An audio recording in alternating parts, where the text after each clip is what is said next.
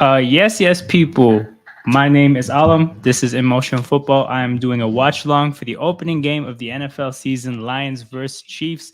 The stream gets off to an eventful start with a raid from Sarcasm City. Shout out to everybody tapping in from what I believe was a Mandem United show with the Arsenal show as well. So shout out to you guys for pouring in here. I don't know if you guys are NFL fans or not. You just came from a very different kind of a football show, but while you're here, man, make sure you just press the like button. Make sure you sub to the channel. If you're on your way out, definitely understood. But for anybody who might want to get into NFL, might want to start watching this sport, this is something we talk about at Sarcasm City. We have NFL Talks, the other football show, which is me, Murtaza, Peter, and Eddie.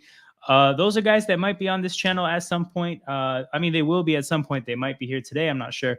But yes, we will be doing a watch along for the very first game of this season. As you can see, I got this. Ooh, other way. I got the screen over here with the scoreboard that should hopefully update relatively similarly to the stream that I'm watching. So we'll see what happens. But for anybody who's an NFL fan, for anybody that wants to tap into the sport more, this might be a decent opportunity.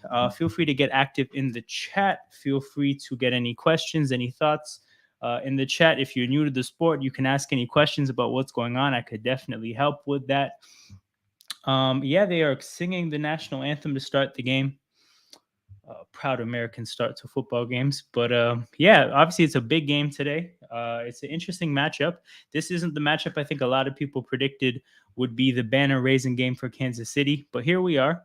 They're going to play Detroit, which is an up and coming team, a team that a lot of people I don't think are familiar with. But yeah, they're a team that have a promising future. They draft well, they have good players. I have them winning their division. I have the Chiefs obviously winning their division as well. So these are two playoff teams going at it. Jared Goff versus Patrick Mahomes, which was an amazing matchup, I think, in like 2017, maybe. Yay, maybe 2018. But yeah, when they played in the Coliseum, Rams versus Chiefs, and it was, I think the score was in the 50s. That was football. That was football at its finest. So we'll see what they can do today. Obviously, Travis Kelsey is missing on the Chiefs side, and then Jamison Williams is missing on the Lions side, which sucks because they're both great targets for their quarterbacks, but fortunate for both those players. Obviously, one out because of injury, the other one out because of gambling. So it's a reality of our modern world. Players will be suspended for gambling, and Jamison Williams is one of those players. The game should be kicking off soon. They're doing all the pregame stuff. They just pan to Chris Jones in the box suite watching the game. You figure that must be an encouraging sign for Chiefs fans that your best player, who is having a contract dispute with the team, is ultimately still there. The beef isn't that serious. I'm not sure if anybody has been watching this game or the broadcast of the game earlier than me knows who's getting the ball first. You can let me know because I'm unfamiliar. Oh, they're showing the field from the top. I still can't see quite who's kicking off yet. Chad Henne is beating the drum to start the game. What a choice. What a choice. The backup quarterback from a year ago. But yeah, anybody who's watching the stream right now, make sure you press the like button. Make sure you subscribe to the channel. Again, I'm annoying about it. I say it a lot, but look, those are the forms of engagement that help channels grow on YouTube. And I'm starting this up from the very bottom. So we're going to try to make this a far-reaching big football community full of people that love the game. So the Chiefs are kicking off to the Lions to start the game. Mahomes will start the second half with the ball, which is a dangerous thing to go up against. And we are kicked off. So this has not factored for the game starting. I'll keep an eye on that. I think it should. Or I can try again. Nah, okay. Let me wait till that becomes... I'll wait till that becomes active in terms of updating where the game is at. Then I'll share it on the screen. But yeah, first look at the new Lions offense with brand new running backs. They got David Montgomery and Jahmyr Gibbs out there. The game starts with Montgomery split out wide to the left. I'm sure he's going to motion into the formation. Of course he does. They go from a shotgun right into Traditional quarterback under center lineup. Handoff to Montgomery. Runs up the middle for 8 yards. Um, for anybody who's interested in gambling, what something I said was bet the overs on Montgomery's everything, and the reason being is because he's a obviously a big free agency signing for by running back standards. He got paid decently, so they're going to show off their shiny new toy. That tends to be how things go in week one. And I don't think he would have a high or like I don't think he'd have particularly high over unders. The second down play is a play action that is blown up by the Chiefs. Okay, I got this screen situated now, so I'll share it. So yeah, people, the scoreboard will be here for anybody who's watching this on replay or anyone who tunes in at some point. This should give you a decent idea of where we're at in the game. I got Murtaza with me. Oh, this makes this weird. Hold up. Huh? This? No. No. Huh? Okay. Murtaza, I can't lie. You kind of threw off my vibe, but it's cool. Well, regardless. This is fine. This is Yeah, decent. this is decent. This is decent. This is decent. Third down. Goff throws it out of bounds. Shitty first drive for the Lions. Bro, did you watch the first down play? Yeah, no. I think you're like 5 seconds ahead of me. Oh, shout out to Ahmed. Yo, this is wild. I can't That's read this shit. yeah. I can't. I Big up, can't read man. this shit. I know what you were trying to say, but yo, correct that and put it in the chat so that I can read it out. Oh, Lions start the game punting. Hold up, isn't Ahmed a Lions fan? Oh no, he's a Bears No. fan because he spun the wheel twice. Yes. Yo, Richie James catches the punt. Oh wow! Breaking news, guys. What? Breaking news. Joe Burrow and the Chiefs have reached an agreement on a 5-year, $275 million deal that includes $219.01 million guaranteed, making him the highest paid player in NFL history. Sources tell ESPN per That's Adam 55 Schefter. a year, right? That's 55 a year. 275 divided by 5 is 55. Yes. Dope. Okay. Yeah, that market's just gonna keep going up and up and up. Good lord, bro! At this point, if Fields is is great, we're gonna have to pay him 60. There we go. It says big up all. Make sure to sub, guys. Looks like an interesting watch. No, this is real.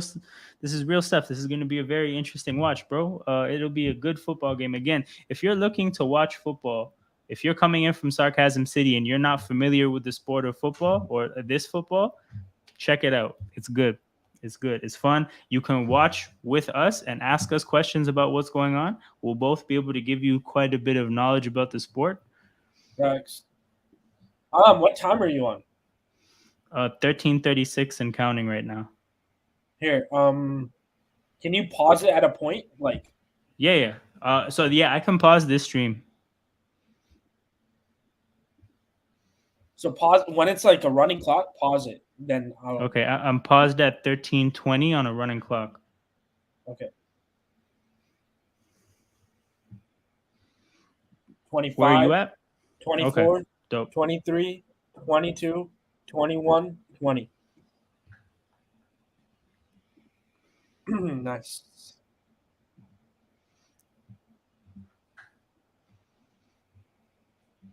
Oh my God!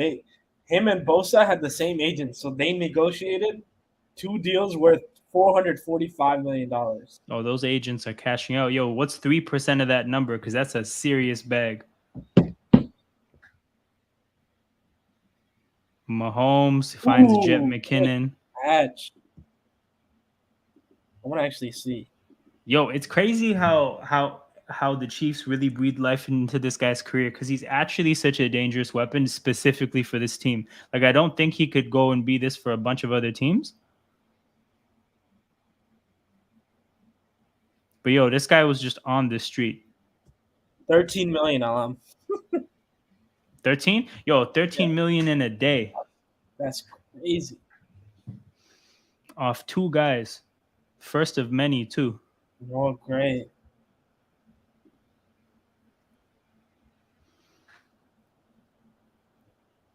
Yo, Travis Kelsey looks insane with that mustache. Yeah, He he's looks funny. he looks You know, insane. you know what the crazy thing is? This is Yeah. his first missed game in 10 years. Yo, it's crazy. Him and his brother are just like different when it comes to just like holding up. It's crazy.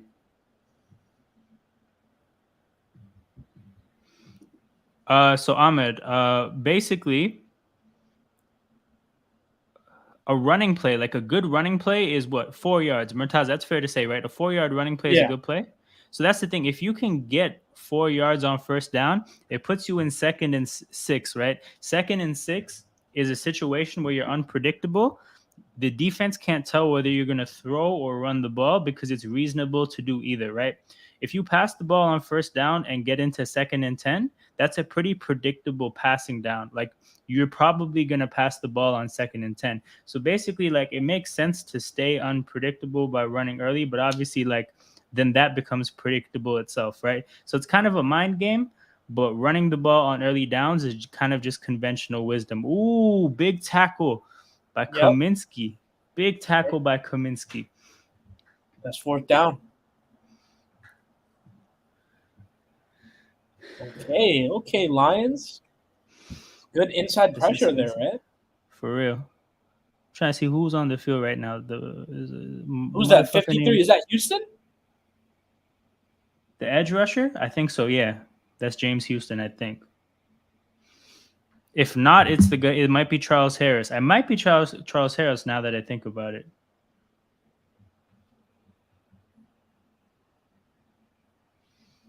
Okay. The Lions pinned it at the 9 yard line. Yeah, it's Charles Harris. So yo, remember this guy was a first round pick by the Dolphins in 2017 and just was a complete bust. Yeah, yeah, yeah. Yeah, out of Missouri. So yeah, he that's the thing. He took James Houston's starting job in training camp, and I guess he's playing decent. So good for him. Yeah, facts. But yeah, we're on our first commercial break, people. Feel free to get your thoughts and questions in the chat. We got time to kill. But yeah, that Burrow deal is good for Cincinnati. That guarantee is big It's too. not good for And it's a Higgins, I think. that's the thing. It's not because like I think I heard a lot about Burrow saying he's gonna take a pay cut to make sure his guys get paid. I don't That's not a know. big cut. That's not a pay cut at all. And that's what I'm saying is like I don't think Jamar Chase would take the pay cut, especially the way he was talking today about Justin Jefferson.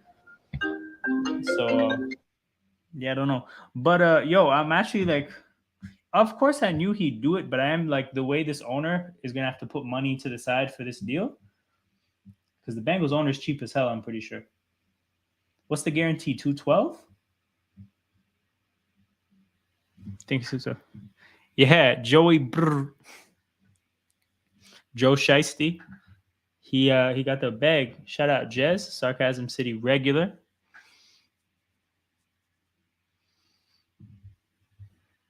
So we got the Eagles and the Bears fans on the panel with me and Murtaza. Then we got the Eagles and the Bears fans in the chat with Ahmed and Jez.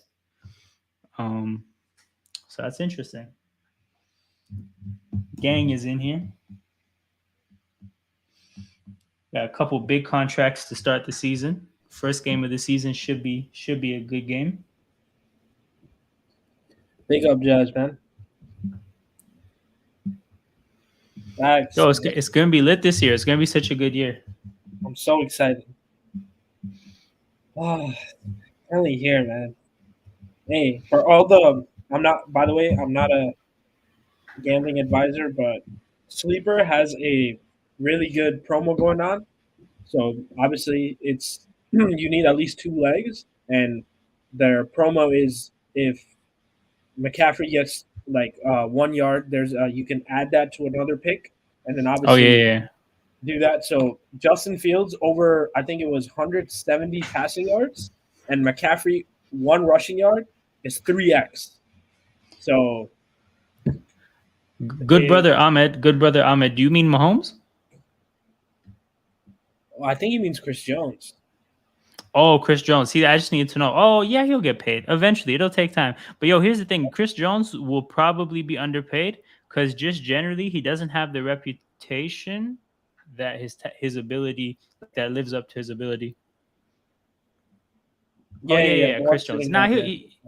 he'll get paid. He'll get paid. Yo, he's at the game. If he's at the game, that means the beef isn't serious. Yeah. It's just a Yesterday business thing.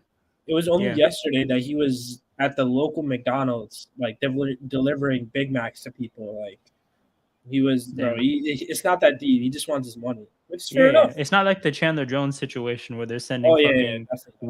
wellness teams to go check on him. Yo, Jameer Gibbs in the game finally. Yo, I've been waiting. The fact that Ooh, they didn't let us see anything with Jameer Gibbs in the first drive pissed me off. But you know what I said? I said before the game. I don't know if you agree. I said bet on the Montgomery over on rushes just because, like, yo, they're gonna show off their new free agency's shiny toy. Like that's just like tends to be what happens. He only has one rush so far, but Gibbs has no touches. no Gibbs touches, no Amon Ra touches so far. I mean, I think they've only run 5 plays, but still, Hey man, like still you got you got to get the ball in the hands of your best players. Amon Ra in motion, running a little wheel route. Looks like nothing's open. Jared Goff looking stiff as hell, and he finds Josh Reynolds, but it'll be short short of of a the first sticks, down. Oh no, that's short of the Marvin sticks. Jones. Yep, Say word. Damn, 3-0 for the Lions twice. This is not how you live up to the hype, Lions. You don't go 3-out twice. not So if twice, man. people, yeah, if people that are watching that may not be familiar with the sport, 3-out just refers to like you get the ball and then you don't get a first down. You just first down, second down, third down, and then you're out. You got to punt the ball. So yeah, the Lions did that twice to start the game, getting nothing going offensively. I only Oh, oh fake they punt. went for it. They went for it. Did they get it?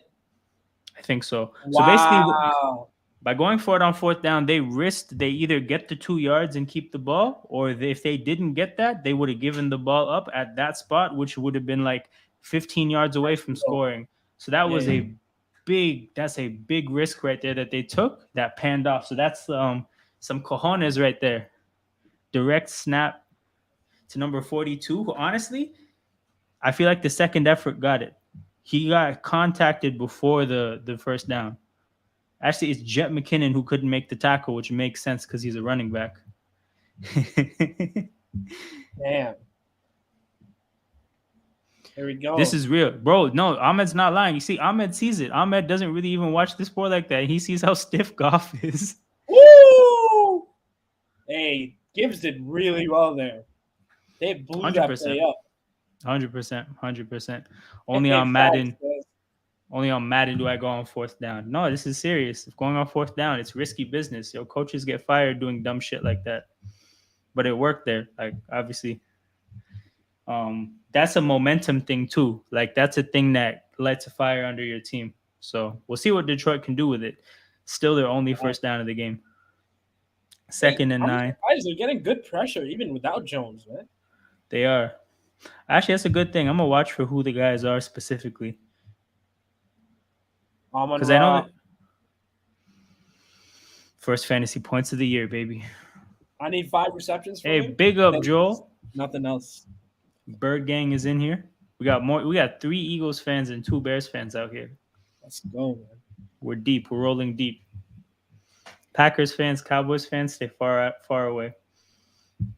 Yeah, that was a good route. He was a safety too. I think that was Justin Reed guarding him 1-on-1. That's that's a schemed up mismatch. A safety should not be guarding Amon-Ra 1-for-1 in the slot. Play action. Goff looks down the field to Reynolds, who Woo! has space. Ooh. Okay, see, Detroit had nothing going on. Then they took that risk on fourth down. They got some momentum, and now they're cooking low key. Okay. Okay, Jared. I see you. 20-yard gain right there.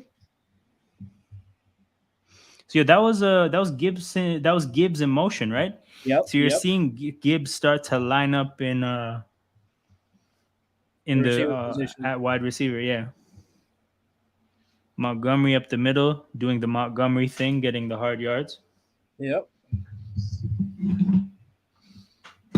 That's the first round pick, right? George Karlaftis. Karloftis was a first round pick last year. Felix Anudoku, I forget the third name in his in his double last name. Did you see the Amon-Ra interview? I didn't see it, but Murtaza was telling me about it. Fuck that guy, man.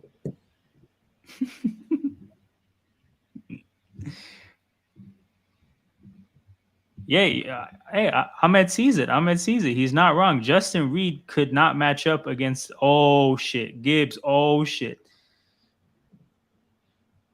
Wow. Jameer Gibbs. Okay. Yo, I'm getting early Alvin Kamara vibes. Bro, I said the exact same thing.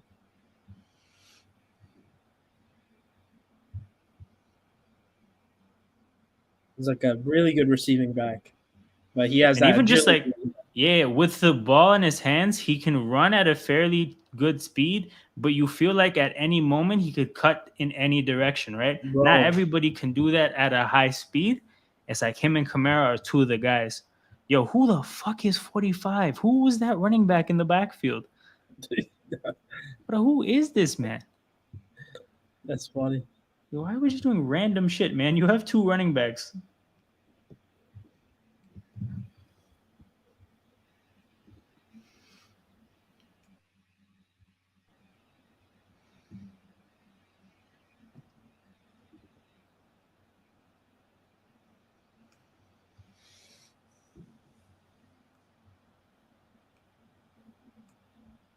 Gibbs in motion again. They give it to Hand off to Montgomery. Montgomery, First just down. doing the Montgomery thing between the tackles. Chiefs defense isn't built for this. Yo, here's the thing: they held up decently early, and then it just feels like Detroit got momentum off the fourth down, and they've been like using every part of the field in different pieces for the drive, like since it's been working. We've seen them throw to like Reynolds, we've seen them throw to Amon-Ra, we've seen them get the ball to Gibbs, Montgomery. We haven't even seen Laporta get in on the action yet. Yep. Oh, Marvin Jones got a catch at some point. Yep. Montgomery again. Nice run. Oh, Montgomery's limping off. Gibbs going in. Oh, his shoe came off. That's what it was. Yeah, that's always wild when that happens. Like, dog, go tie your shoes. 2nd and 6. Yeah, seeing I was putting the thumbnail together for the watch long with Goff and Mahomes, and I was like, oh yeah, they played each other, Rams and Chiefs, and it was like one of the best games of football I've seen. Best Monday night game ever. Gibbs, Oh, oh, he was Gibbs. gonna score if he didn't lose balance. Yo, is this Now he play gets not dead yet? tackled for a loss. Damn. Damn. Hey, man, he saw the papers. He got too Hundred excited. percent, 100%. Nah, he thought about getting on ESPN and everything. He thought about the highlight, and then he slipped. First score of the season. Damn. 3rd and 6. Big down here. Big so that not scoring is one thing, but getting yourself in 3rd and 6 for no fucking reason, that's so bad. Yo, they've done that 2 or 3 times now, putting Montgomery at receiver and then motioning him into the backfield. They're gonna get their tells about the defense. They get it to Amon-Ra. Wow. Amon-Ra touchdown. Fantasy owners rejoice.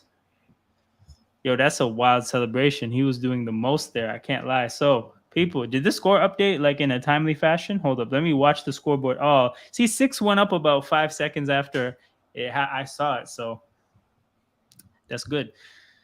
The lights are too bright. I mean, shit. Yeah, Gibbs fucked up. Bro, I'm facing Amon-Ra week 1 in both fucking leagues. I'm starting him in 2 leagues. It's lit. It's lit. The Sun God. Yo, they got a kicker wearing 36. What in the college football is this? Puts it down the middle. 7-0 Lions, people. That 4th and 2 call.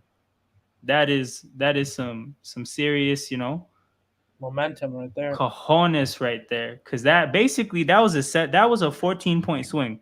They're either handing Kansas City 7 points, and then the result, if they get it, was that they got 7 points on their own. So 14-point swing on the result of that play. That's a big payout, and it's a great way to start the game.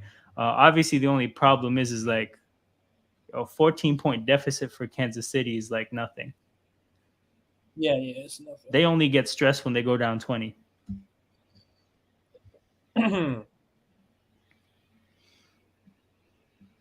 But yeah, man, See, shout out like to everybody watching. But yeah, go Mahomes ahead. doesn't even have Kelsey, man. Who does he go to? Fucking Sky Moore? Like, Oh, I started Kadarius Tony with the swiftness. I forget which league I have him in. Oh, I think it's the league. What league did I start him in though? Hold up. Oh no, it's not a league that we're in together. Yeah, I started Joker.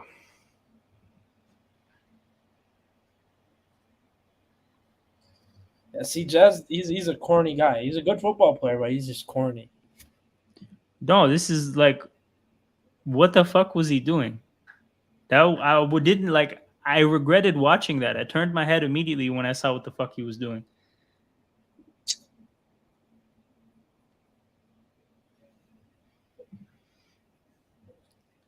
Could see Raw wasn't moving fast enough. Hold up, who's Raw? Amon Ra. Nah, but he was moving fast enough. Who wasn't moving fast enough? No, I Kansas City said could see. the Oh, so defense here. wasn't moving fast enough. Okay, yeah, no, for sure. But I mean, like that's the thing. There's really not a great slot matchup for him.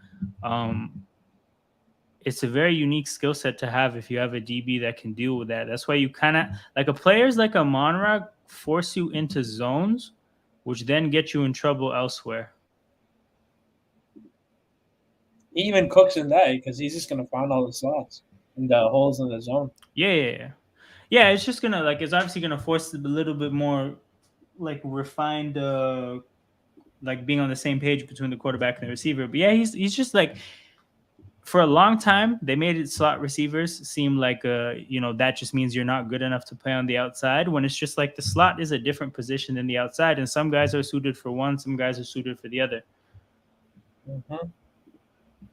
Yo, 100% Jez, like if you're an athlete, you have so many avenues to act cool. So when athletes are corny, I'm just like, you are wasting an opportunity you should hand to somebody else.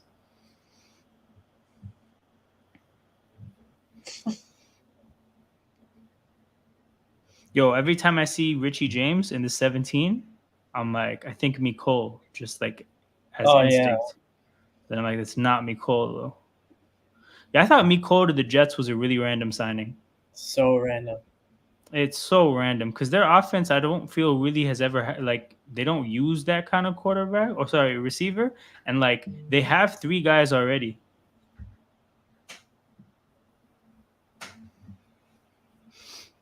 Yo, Ahmed, you should go check out Terrell Owens. His celebrations. He used to have like ones that weren't simple, but they were good. Like he once had a Sharpie marker in his sock, and then when he scored, pulled it out, signed the ball, and then threw it in the stands. That should Cool. have me gassed. That should have me gassed when I was young. So then when I was playing football once, I put a Sharpie marker on my sock, then I scored and I signed like somebody else's ball and just like totally pissed that person off. I said, yo, why the fuck you sign my ball? I was like, man, I had to. I'm sorry.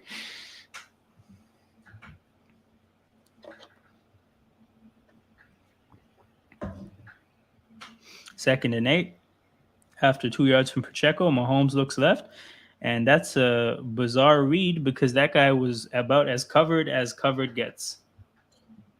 Anzalone on him. Oh, this is true. This is true. Joel knows. Get this Ocho off my Cinco had good celebrations too.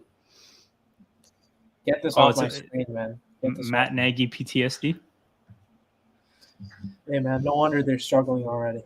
Yo, he looks like he's aged a lot since leaving Chicago. Yo, that end of his career there took years off his life. Good. 3rd and 8. Pressure. Mahomes What? finds Nice. Noah Gray. No, that's who is that? Fortson? I think so. It's some random white dude. Random tight end. Insert tight end name here. 84. I think that's Fortson. Is it? No, Or is it's that Justin Watson. Watson? It's Watson. Oh, that's a receiver then. Okay, yeah, it is a receiver.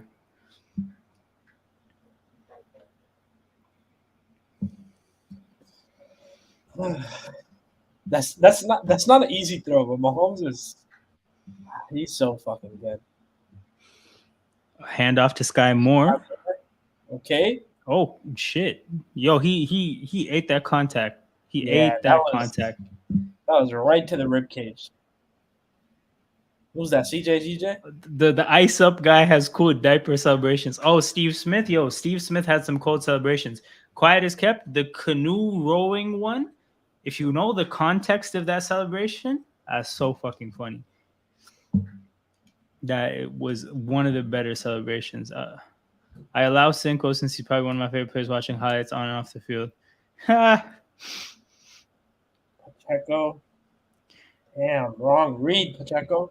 Yo, CJGJ is basically playing like a linebacker. He's in the slot, just like the first one to Chiefs that like are like to Sky Moore to the running back there. No, like look, you see the replay, bro. He's lined up like a linebacker. Yeah, he is. He is. That's a bad So, block. so, Who's that? so yo, Humphrey? so real Brian Branch really isn't playing. He You see, isn't. this Yeah, guy's talking shit immediately. he's a little Rottweiler, man. But actually, Mahomes escapes to the right. Yo, don't rough him. Nice, Don't nice. gets the first down. Hey, Mahomes over rushing yards was so clutch. Ocho's involved in every sport now. Yeah, he is. He is. Yo, I've seen he's actually a big like European football fan. I Yeah, learned that following him on Twitter. The guy's been yeah. going to Europe to watch football matches for a long time. He's actually been repping Napoli for years now, like a good like 6-7 years.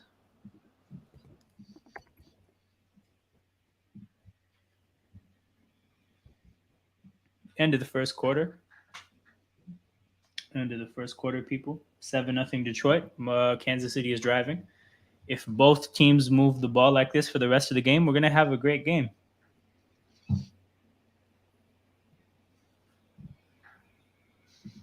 Shout out to everybody in here. Make sure you press that like button. Make sure you subscribe to the channel. Yeah, going to be doing a lot of these watch alongs.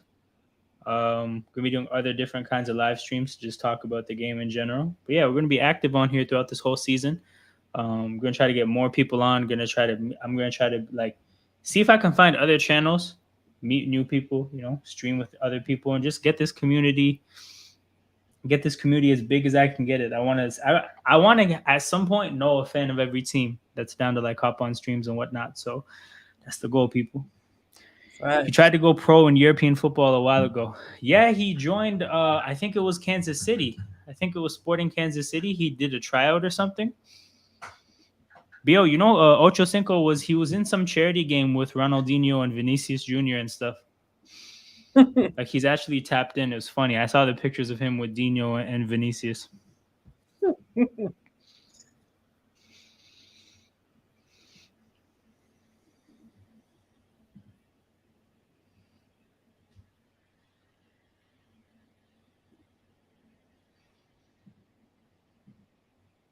But yeah, man. Look at my fantasy team. What league is this? Oh, it's Patrick Mahomes. Yeah, I need my guy Mahomes to get me some points. I'm cheering for Gibbs, Amonra, and Mahomes in this game. He probably thought he could cook as a winger. You know what it is? I've actually heard him talk about it. So basically, because his footwork was like elite in that sport, he was looking at it like, I have at least like the athleticism required in terms of like being able to move my feet. But he acknowledged at some point, he's like, I just don't have the tech. I just don't have the tech at all to get this done. So it is what it is. At least he understood. He's like, yo, I'm not trying to be a road runner. If I can't sauce, I'm out of here. I respect it. He used to kick a lot. Like Yeah, for sure. Okay, they ran a wide receiver screen for Pacheco on first down. That's an interesting way to use Pacheco. I didn't know that Pacheco would have reliable enough hands to do that, but good for him. Big season for Hutchinson. 100%. 100%. Yo, that's Justin Ross on the field. And he's blocking too. Say word. Yo, Justin Ross in Clemson with Trevor Lawrence. You just had to be there. Yeah. You just had to be there, bro. Mahomes play action, Nice. finding MVS. Former Packer. So, MVS to the Chiefs still one of the most random free agency signings. It's so weird. It's so weird, man. But it's just what Andy Reid, bro. Sometimes he just likes mid receivers. Facts. Hey man, CJ GJ getting cooked. We love that. Love That's a that. fact. That's a fact. Uh-oh. Oh shit. That's not. I mean, that's not the worst. Who's number 4? Who is Rashi? this man? Oh, it is Rashi Rice. It is. I mean, he would have got tackled immediately, but that's still leaving 3 yards on the table. Facts. 2nd and 10. Here comes Yo, Tony, man. Get the ball to Kadarius. Facts. Get Kadarius Tony the ball. I started him in fantasy. Come on. Come on.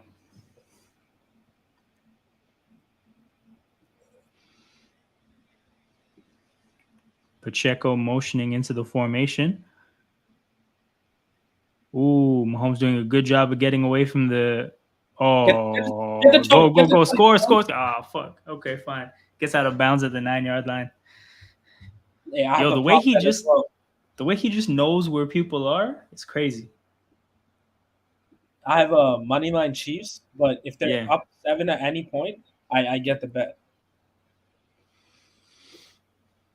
At any point. Okay, that's decent. That's Yeah. decent. Whenever they go up 7, like I win.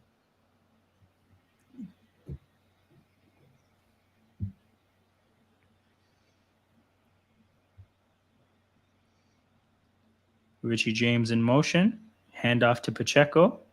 And Hey, that man runs with sheer violence. bro, he's such a powerful runner.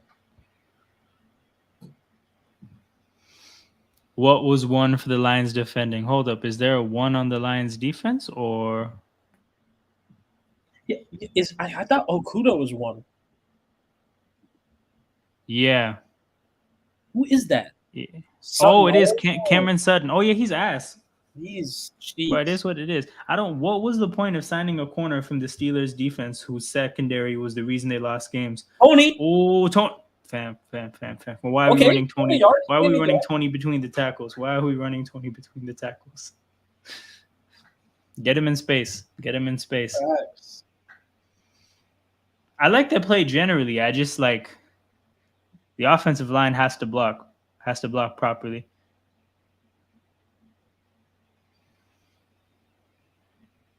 He made Anzalone Dog, he miss, ran though. into nothing but Lions players.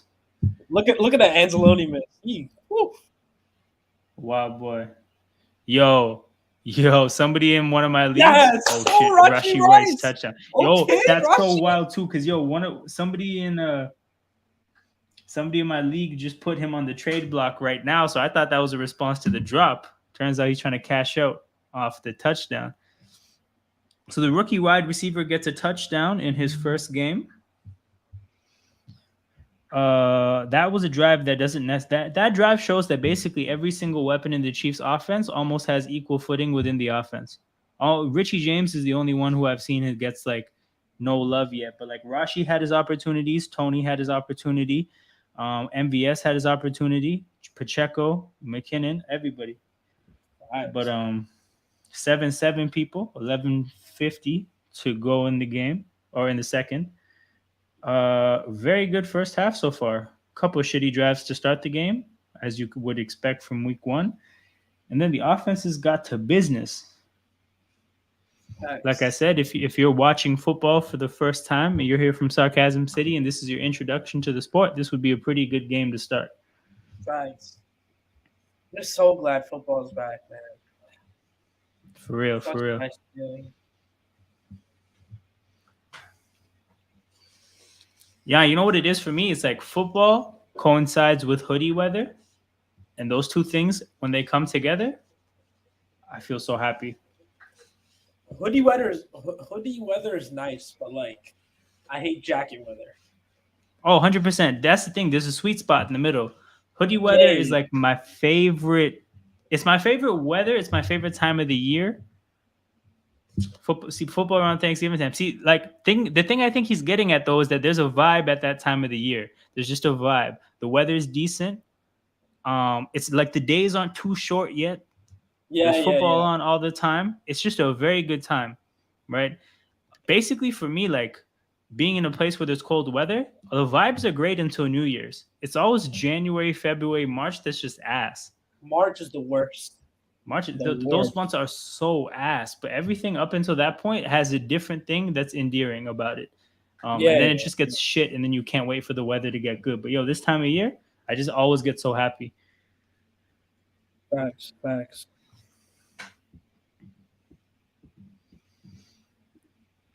But yeah, the way the football schedule is set up too, they did it really good this year in terms of like the second college football is over. There's going to be football on Saturdays all the time. There's going to be a couple Friday games now. I know there's a Black Friday game. It's going to be a good football season, man. Lots of good teams. I just pray for all the ACLs, man. I pray for all the ACLs and all the Achilles tendons. Again, for the people that are tapping into American football for the first time, be ready to see ACL tear after ACL tear after ACL tear. Yeah, Your that's Murtaza, if you had to put a number on it, how many ACLs tear per season in the whole league? It's got to be like pushing 50, right? yeah, it's horrible, man. Yeah, you're gonna get about 50 ACL tears, probably like 15 Achilles tears. At any given moment, your season could be going good, and then your best player gets a career-altering injury. It's pain. It's pain. Horrible. Like when your team is good in the NFL, when the game starts, sometimes you're just like, "Yo, fuck it, I'll take a loss. Let's just stay healthy." Yeah. Like if we can overcome one loss in the one like added loss to the L column, I can't overcome certain injuries. For real. That's so true. Like when Hertz got hurt against Chicago and they said, yo, he'll be back in a couple weeks. I was like, okay, fine, fuck it, I'll take it. Like I was legitimately happy it was only a 2 week injury. Yeah. To be frank, not surprised considering the physicality. So it's the physicality, and it's like it's also the change of direction in the sport. Like there's a lot of tension that's put on those parts of the body. Like a lot of ACL tears, Ahmed, happen when without getting touched. They're just non-contact injuries. But it's Yeah. like that's the thing. You're sprinting in one direction, and you're cutting and changing direction. That can fuck your shit up. Like that's an explosive movement that I know Darius Slay said he personally believes that every like ACL and every like Achilles has a certain amount of explosive movements before it'll just happen. Like everybody has a number. So he's like, yeah, personally, I don't do any explosive movements in the off season. I just do cardio to stay in shape.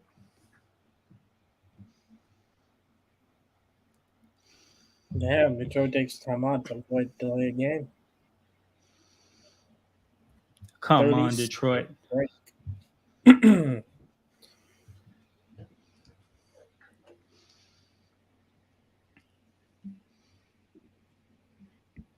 Hold up. We're getting more commercials off that timeout, or did my stream? Okay, no, my stream was bugging for a second.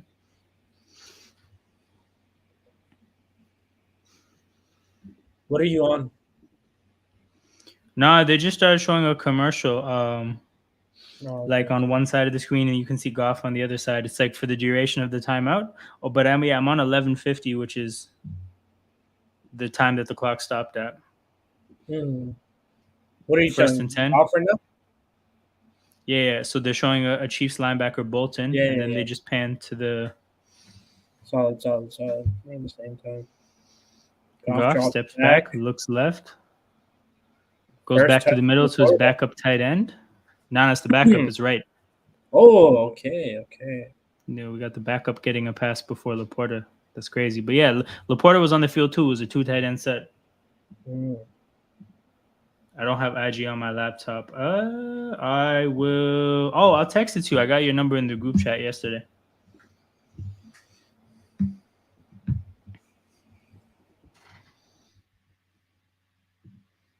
Okay, where is Peter?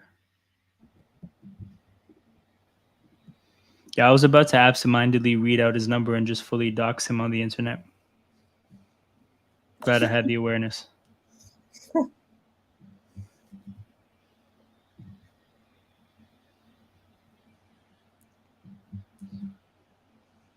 Nah, no, I figured it out, Peter. Um, there we go. 2 yard gain.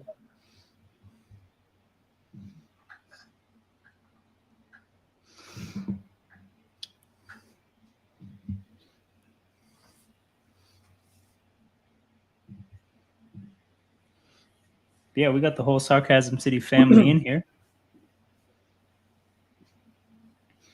2nd and 7.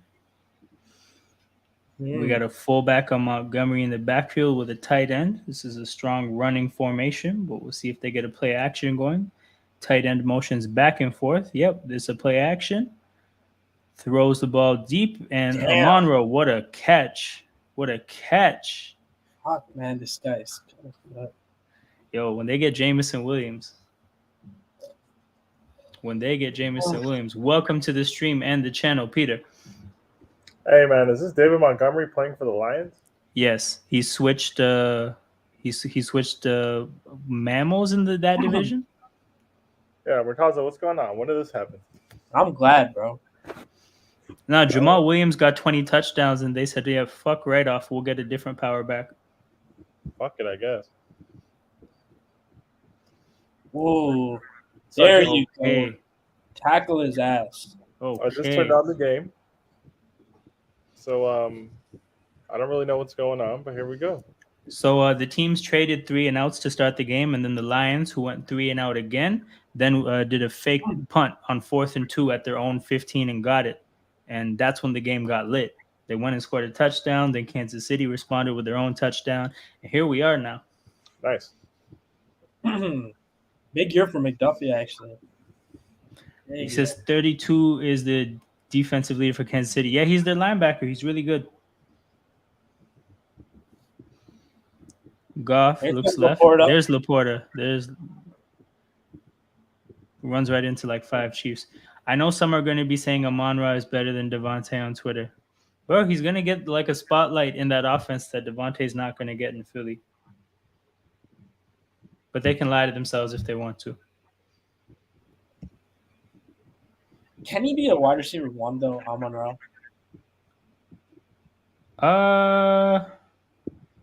When what's it called? When Wes Welker was in New England, did you consider him the wide receiver 1, and was that viable to you? Because it's that kind of thing, to be honest. Because like some people's wide receiver 1 is just like head and shoulders above everybody else in terms of priority in the offense, and then some people's wide receiver 1s are just their best receiver. And I think he's like fine in that type of a role. But like, yeah, if you want him to be like what fucking Calvin Johnson was to you, then nah, it's different. He can't do that. But they have Jamison Williams anyways. Like I think between Jamison Williams and Amon-Ra, they have 1 and 2 figured out, presuming that Jamison Williams can put the DraftKings down. Yeah. Respect DraftKings. I think I heard he was betting on the World Cup too while he was hurt in the Lions facility. I feel like if you're a professional sports player, you should be allowed to bet on other sports. That's the thing. You are allowed to bet on other sports, but you're not allowed to bet at all in the team facility, which is what he got bagged doing. That's why it's only a 6 game and not a 16 game, because he was betting on the World Cup while in the Lions facility rehabbing. Hilarious. Gibbs got another touch. Okay. So literally, he just had to go to the parking lot or just like step 1 foot off the property, and he would have been fine. Damn.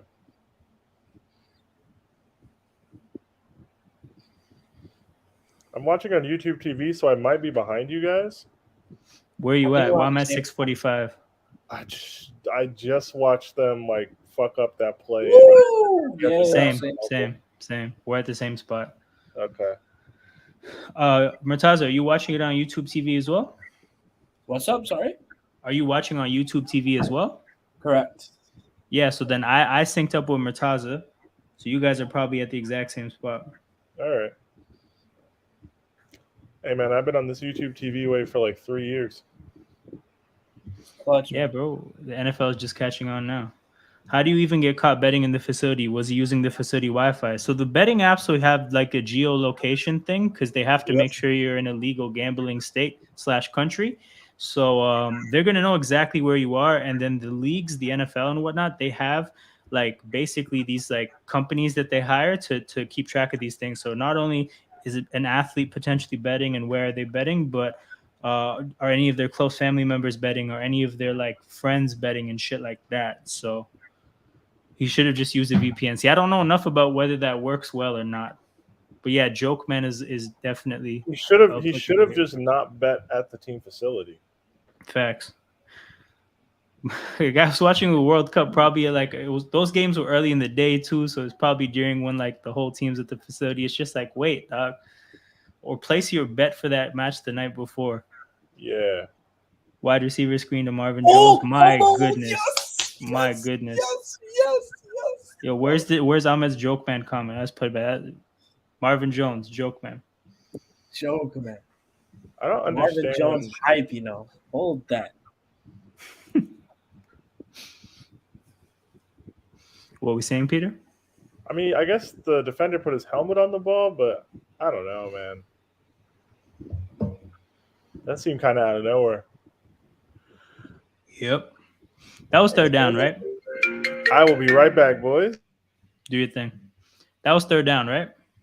Yes, yes, yes. 3rd and 10. Yeah, I think he was just like pressing to get that first down. He needed like 4 or 5 more yards. Was thinking Yep. about the yardage, not the ball security, and it be like that.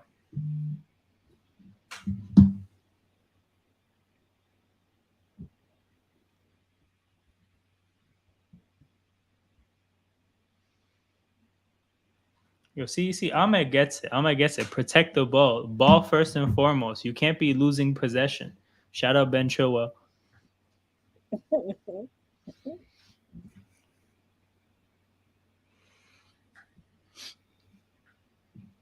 But I mean, yeah, Detroit, they had a good thing going. They had some good energy going. They had some good vibes. They had momentum.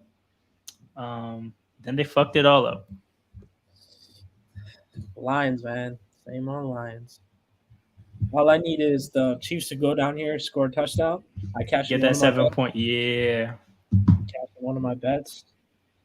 Oh, it's looking decent.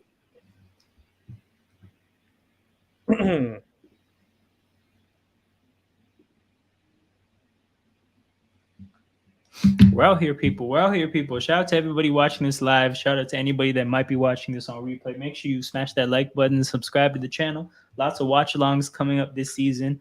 Lots of like content otherwise in terms of just like previewing weeks and then recapping weeks.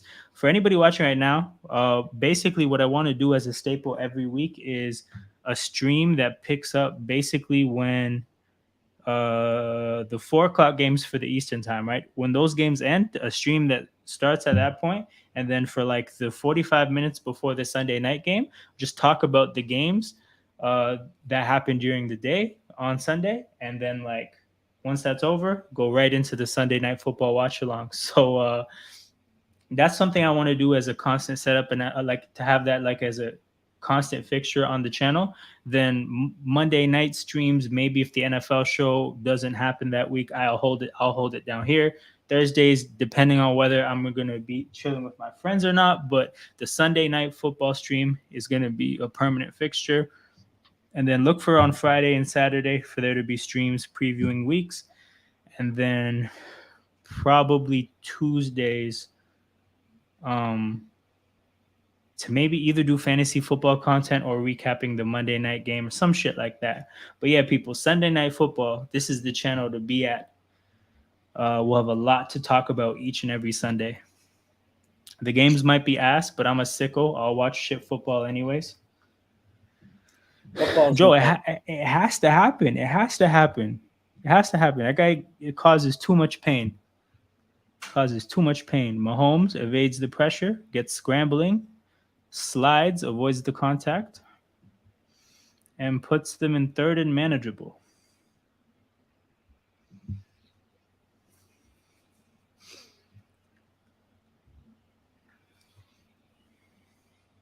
Yo, Aiden Hutchinson's mom is wearing a shirt that says "Breathe in God." There's such a you can wear pro God stuff that's less weird. Breathe in God is crazy.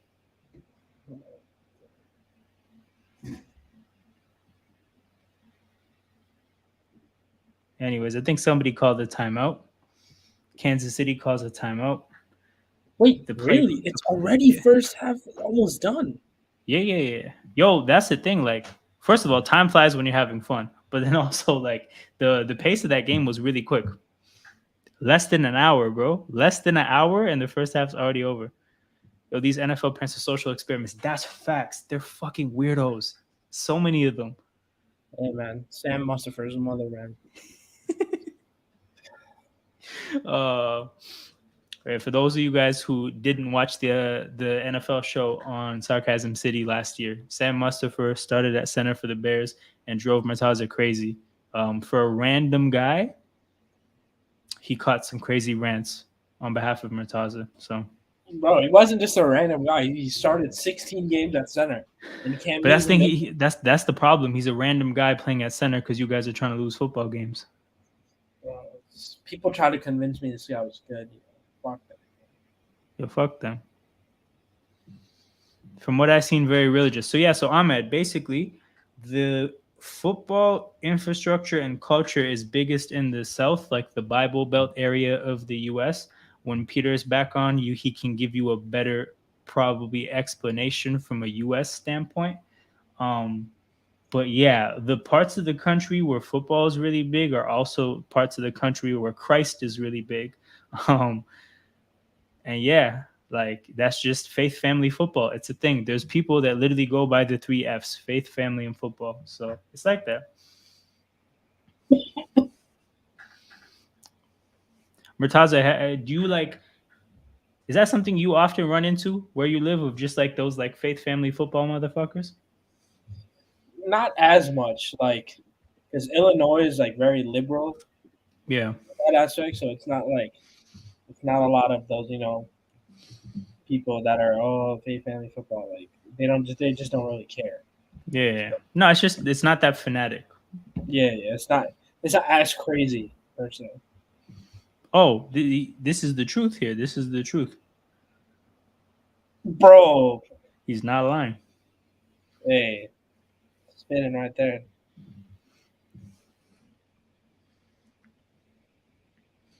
He's a man of faith. He's a man of God. For real, yo. Now Tim Tebow. Tim Tebow was like the poster child for that shit. He aggravated like there's a guy I know that hates Tim Tebow the way you hate Sam Mustipher. Mahomes. Oh, Ooh, tries to drop one in the basket there for Noah Gray. Just a little bit off, but that would have been a dime. Those passes are hard. 4th and 5.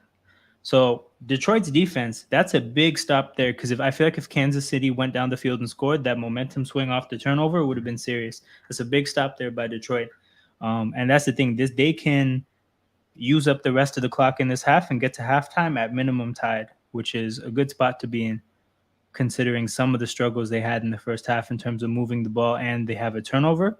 To be in a tie game on the road in Kansas City, you're in a good spot. Fair catch by Khalif Raymond. They'll probably go to a commercial, waste more of our time, and then we'll be back on the other side. We need them in football. Here's the thing, right? You don't. You don't need them in football. Think the like Brexit football fans, but then add faith to it all.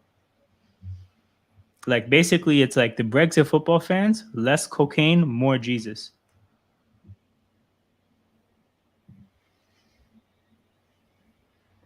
And that's what it is, people. That's what it is.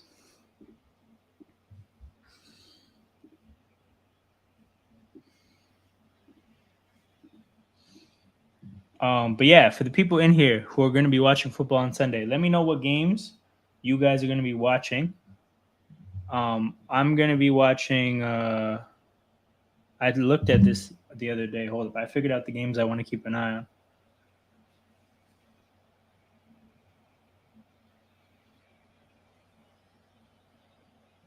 have loaded the box. So I'll be watching. I'll be keeping an eye on Bengals Browns and Jaguars Colts at 1 o'clock. And then I'll obviously be watching Eagles Patriots at 4, but then I'll have an eye on Bears Packers. And like actually I'll have an eye on Dolphins Chargers as well. Dolphins Chargers is the I'm actually surprised that that matchup doesn't have a little bit more hype, but it really has no hype at all. Yeah, it does help. Because even though like they have the Chargers favorites by 3, who are the home team, which basically means that Vegas thinks it's an even matchup on paper. Because I think 3 points is the like default home advantage.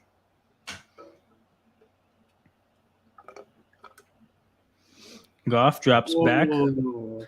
He had a clean pocket. The running back did a great job of protecting him, but he threw to somebody who wasn't open and then overthrew him. Yep. So Marvin Jones. Goff didn't do well there. Literally, like they killed 40 seconds so far on this drive. If they throw an incompletion here, they give Mahomes the ball back with a good amount of time, and then Mahomes starts with the ball in the second half. So that's bad, bad, bad. Dolphins and Ravens will be dominating the AFC. I agree that they'll both be really, really well. I just think dominating is a tough word to say considering how many other good teams there are. Like if they're both head and shoulders above the other AFC Bam! teams, Bam! Sack this pussy. got him on his ass. Who's 51? See, fifth. That I'm unfamiliar with 51. Where's the Felix Uzoma guy? Let me see. I'm gonna see if that's 51. No, that's some guy named Dana. Who the fuck is Dana? Mike Dana, fifth round pick from 2020. So Felix Anudike Uzoma is wearing number 97. He's listed as a backup right now at the edge. So the edge starters are actually Karlaftis and Dana. Okay. Who is this Dana guy? But yeah, so that's the thing. Dolphins, Ravens, I think they'll be very good. I just think there'll be other very good teams too. But then also the thing with the Dolphins, right? The Dolphins could be 17-0. I'd be watching their first playoff game stressed that Tua could exit the game. You know, like it almost doesn't matter what they do. It's just about, do you have Tua for a playoff run? That's the most important thing for them.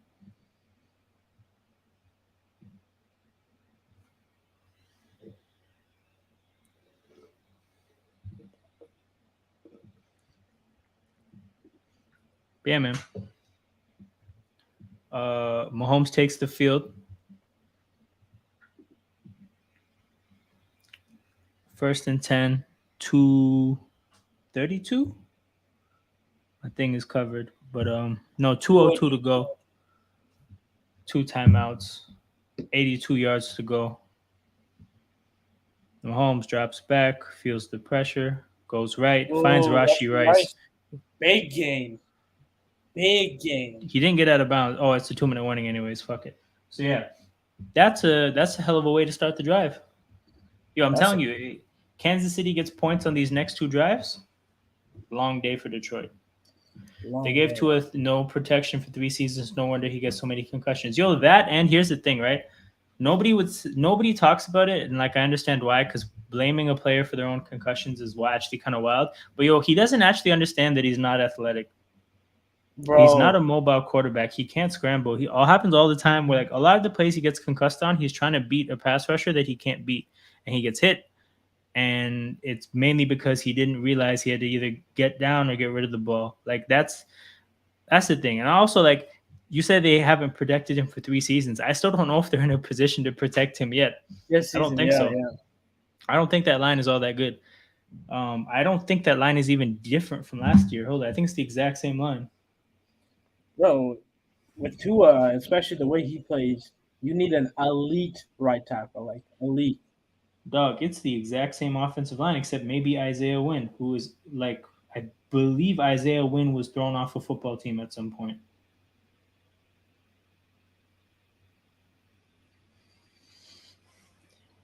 Isaiah Wynn. Oh, no. So Isaiah Wynn is new off the Patriots last year, but did he start games last year? Let me see how much they paid him.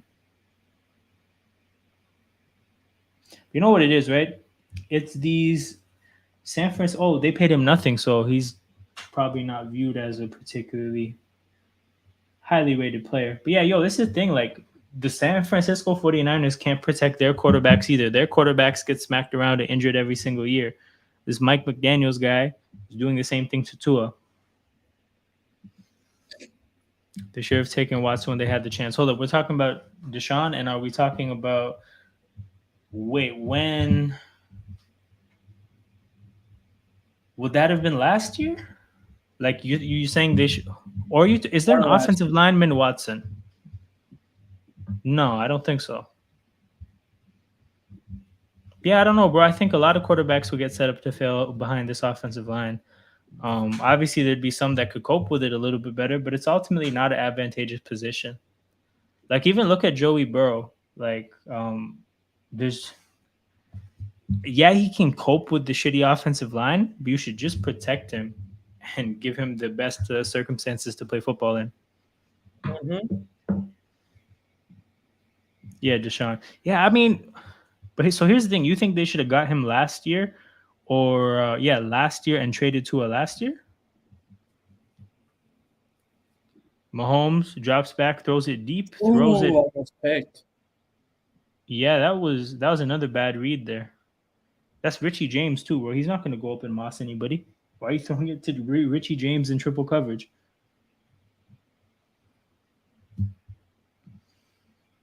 From what I've heard, the QB getting sacked usually means their career is short. Yeah, it's a very simple, math in that regard. The more hits the guy takes, the harder it is to continue playing. Nice. The running back position is devalued partially because their careers are short because their whole job is to get hit every play.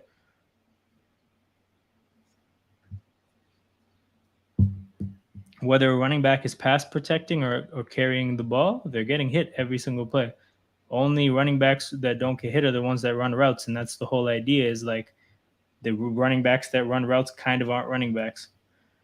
That's why, like, I think a player like Gibbs has the best chance to get paid as a running back. Kamara, Yep. McCaffrey, yep, all those guys. Yep. All of them. Quiet is kept. I think if the Eagles were to ever pay a running back, it would be Swift. He's getting a lot of receiver reps so far in training camp and like in the offseason. So start. Oh, no, holding on the offense, drive killer. Probably not, but like holding penalties at this time, this late in the quarters or halves, it's not good.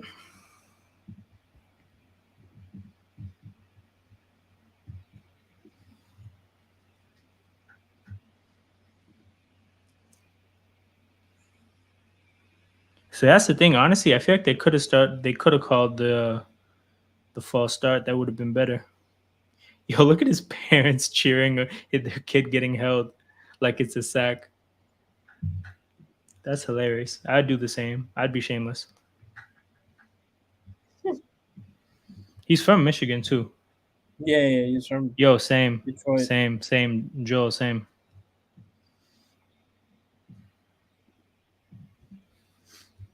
Like the thing is it's not like I don't have anything against Miles Sanders. I just think there's no point in like keeping that kind of a running back.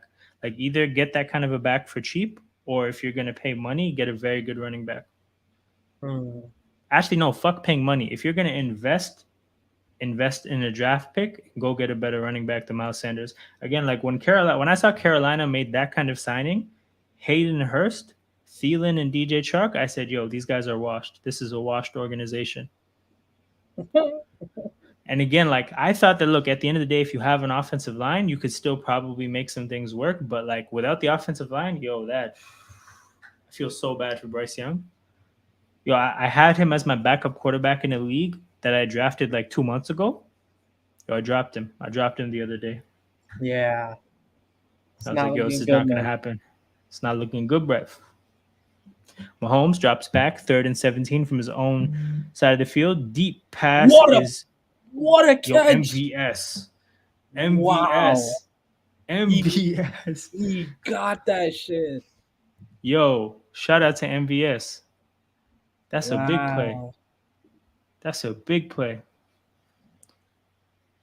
And they got to the line of scrimmage quick too. Oh, end zone shot. He's got him. No. Yo, Tony. Hey, let's go. Let's get a Tony touchdown. Hey, First and goal. I need the 7 points. 7 points. This Mahomes guy. This Mahomes guy, man, makes you cover the whole field. So fucking bad. He makes you cover the entire field. 40 yards down from the line of scrimmage. You got to cover every inch. Seriously, he's just throwing to some random guys, man. No, bro, just you get decently open down the field, I'll find you. Whoever's lined up against the shittiest corner, go deep. McKinnon in motion. Touchdown! Come on! That's Blake Bell, guys. That is the backup tight end scoring touchdowns. Hey man, hold that man. New season, same old fucking Lions. You bums. Couldn't even protect 3rd and 17, you know. Fuck you guys are ass.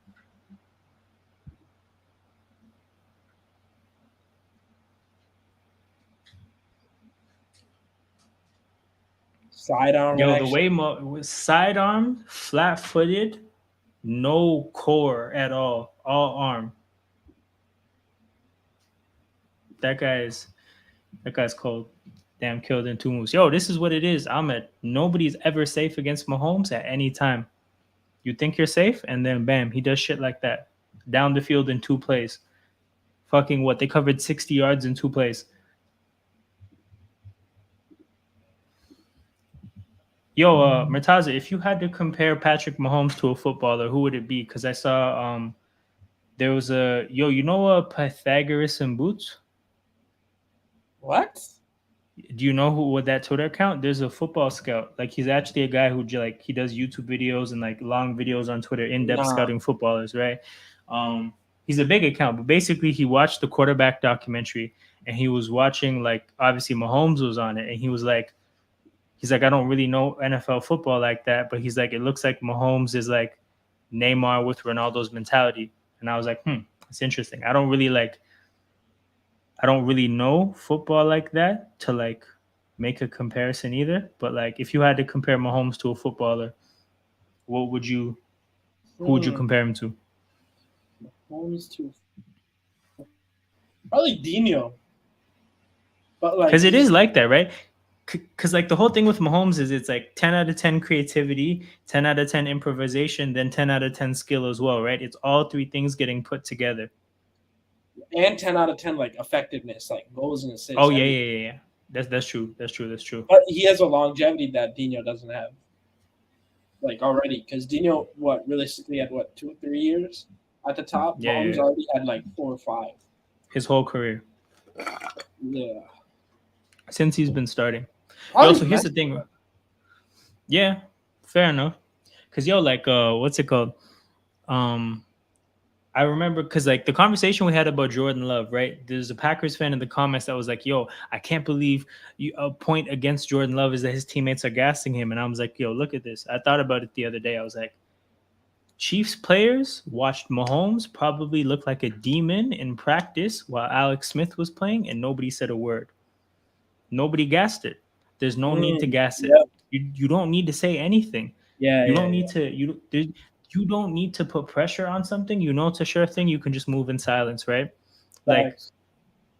they're calling Jordan Love a Hall of Fame quarterback. Nobody said that about Mahomes, and that would have been correct, right? People just don't talk like the understood approach to a young player playing at the beginning of their career is like, yo, let's not put pressure on them. Let's not put any expectations. Let's just let them be themselves, right? That's how you're supposed to do it. So if you're gassing a player, calling him a Hall of Famer before he's even started a game, something's wrong. That's just my opinion. That's just like that is off. Nobody does that shit. Yeah, that's a bit weird. Nobody does that shit. That shit is weird to me. So that's just my thing. Like again, it's strange. I don't know. I just think something's gonna go wrong there. Hey, Jez with the real reactions, bro. That's what we were saying. Mahomes, bro. Probably prime Kaka. Nah, Gannon didn't want to blitz and injure Patrick Mahomes. Yo, here's the thing. Gannon didn't want to blitz anybody. He let Dak cook against our defense too. I hate that guy. I hate Gannon with a passion. he admitted it. He said that he was the reason that you guys lost. Apparently, he was being sarcastic. So Really? apparently he was being sarcastic. Oh, You know what it what a is though? dickhead. He's a piece of shit though. Like he was talking about like something. He was like, oh, even like when the Eagles like when we were 9-0, blah blah blah and shit like that. And it's like the Eagles were never even 9-0. Like he just talks shit. I hate that guy so much, man. So glad he's out of Philly. Hmm. This is real. This is real. Yo, here's the thing. We got draft pick compensation for it. Also, here's the thing, right? Fuck the like. Here's the thing. Of course, like it's the Super Bowl, right? He cost us Vic Fangio as well. He cost us Vic Fangio and potentially a Super Bowl. Because my only thing, the only reason I don't say he cost us the Super Bowl is because like, yo, he could have been focused and the same shit would have happened. He's a defensive. He's not a. I don't think he's a good defensive coordinator. Um, But yeah, like the guy cost us Vic Fangio. I hate him. We could have had Mm, Vic Fangio calling this defense this year. yeah. But I mean, at least we got Desai. Like I'm happy with the Desai, and I think we'll be fine. But we could have had Vic Fangio. It could have been perfect. Because I don't think Vic Fangio would have left either, and I don't think he's getting another head coaching job. So we would have had him for the rest of his career. Now he has to go to Miami and fucking call their defense. What do you think of Miami's defense, by the way? I think they have good pieces. They're set up to do well. Yeah, It's just I mean, I like Vic. You know me, Vic Fangio. I yeah. think he's like I'm right god there with you. coordinator. So I'm right there with you. So my thing was is like before last year, I said, yo, I think Miami's defense will be pretty good, and then they weren't, and then like my friends cooked me. But I'm like, yo, on paper they have the pieces. It has to be the defensive coordinator. Then I did more research and I found out it was the defensive coordinator. Big tackle there. Actually, never yeah, mind. There's too, huge. too little time left. But yeah, right. So that defensive coordinator, they fired his ass. So that's just the thing is like they have Vic Fangio now and they have the pieces. I think they should be good. My only thing is like I feel like last year what I learned is Xavier Howard might be washed. He Yeah. might he might be right. I think Jalen Ramsey is not in his prime anymore, but he's still effective. It's just Yep. the thing with Jalen Ramsey though, he will be ass out of nowhere at some point. I'm not saying it'll be this year, but the kind of player he is, he'll be dog shit out of nowhere one year because like the way I've heard his game described and it makes sense is like his game isn't about being in good position. It's about being so athletic. He's just going to be in a not shitty position that he can just compensate for once the ball's in the air with athleticism. So like Bro, I know that kind of a exactly what player, you mean. as injuries happen, yo, he's just going to be dog shit out of nowhere. It's going to be like some Westbrook shit. Bro, like that's like what the Bears strategy is as well. Like with all these guys, like they Yeah, look at the relative athletic score, and although yeah, their technique might not be as good, but just yeah, because of their pure athleticism, they'll yeah, be in the right positions, and like they will, their athleticism will make up for a lot of their technical yeah, deficiencies. yeah. And that's the thing is like you can't teach athleticism. You can teach technique, but also the key thing is like you said, when you have athleticism, you don't need technique. Yeah, yeah. Yo, this was one of the funniest narratives I saw last year. This Oh is my one of the god. funniest narratives I Oh saw. my I god. didn't peep it. I didn't peep it. And then somebody showed me the facts, and I was like, yo, you can't deny it. You can't deny it. No comment, man. No comment. It's crazy. It's crazy. Like Jalen Ramsey's like he's like he pays attention to everything that's said about him though. That's the funniest thing. Like I Facts. don't know if you remember like Yo, Ahmed, look it up. Look it up. Look up 2 years ago. sorry, Oh, go to Twitter and look up the third and fourth word of this chat and then the last word. Search them up together and go look at the receipts. But yeah, go ahead, Murtaza. bro. Like I remember Mooney's rookie year, he cooked Jalen Ramsey on a double move, but Yeah, he didn't get the ball to him. So going into Justin Fields' rookie year, everyone's like, "Yeah, Mooney's got you. You're cooked. You're this and that." So yeah, he like hates the Bears. Like Bears fans were getting onto him so much. Every time he posted something, anything, like they would just post that clip of Mooney. Mooney owns you to a point yo, where you know how you can edit like a Wikipedia page. yeah, yeah. So Oh, the on their edited Wikipedia page, they owner. put no, father Darnell Oh, Mooney. father. Right. Yeah. It No, was that's funny. too funny. Now, of course, yo, because here's the thing. Did you see him snapping a Pro Football Doc on Twitter? No, I didn't. So basically, Pro Football Doc, when he got hurt, he put out like a little video talking about how like, yeah, it's going to be like difficult for him to bounce back effectively this year with this injury, especially at his age with his play style, whatever, right? And then he just tweeted him basically was like, yo, shut the fuck up, like you Yeah, don't know what you're yeah, talking yeah. about, blah blah blah blah blah. And it's just like the Pro Football Doc was like, dog, like I didn't say anything crazy or disrespectful, any of that. Reread what I'm saying and shit. But the point is like he heard it and he just snapped. Yeah.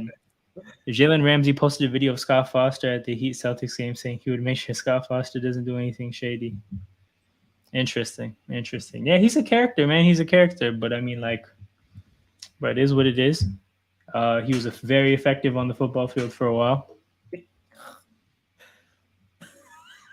and he might not be effective anymore. But yeah, people were at halftime. 14-7. The Chiefs start the second half with the ball. It's a fucked up position for the Lions to be in. I thought when they had the ball with about 4 minutes to go, they needed to kill the half at the very minimum, keep the ball, get rid of the clock. They gave Mahomes with the ball. They gave Mahomes the ball, 2:02 left, 82 yards to go, and he did that shit. They put 7 points up before halftime. I think they might put up 7 points more after halftime. And if the Lions go down 7 points or 14 points, bro, watch out. It could get ugly. But solid first half, people. Shout out to everybody who's tapped in right now. Make sure you like the video. Make sure you subscribe to the channel. A lot more watch alongs coming up this season. A lot of content in general. So make sure you stay tapped in. That was an interesting first half. People who are in the chat right now, if you have any thoughts, make sure you get it in there. Yeah, I thought Detroit. I'm surprised at how little they used Gibbs. I'm surprised just generally that they didn't use their running backs more. And the reason I say that is like if Chris Jones is missing, I think there's a better chance that Kansas City's passing defense will be able to cope with it better because you can kind of call on your secondary players, your linebackers to still play well and still be effective, right? You still have your edge rushers that can be effective.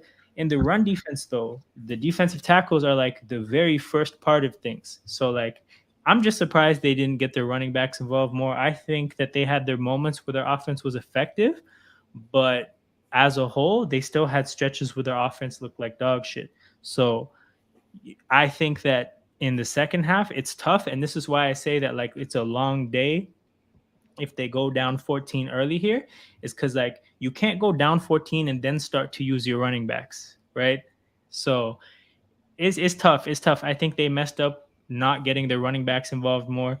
If I was them, I would have looked to establish Montgomery and Gibbs to start the game and just like control the ball, control the clock, keep Mahomes off the field as much as possible. They did none of these things. They approached this game, it seems more like they wanted to outscore Kansas City. Like they showed up like they were looking for a shootout. And if you show up looking for a shootout with Mahomes, you're a little bit stupid. So yeah, I don't agree with their approach.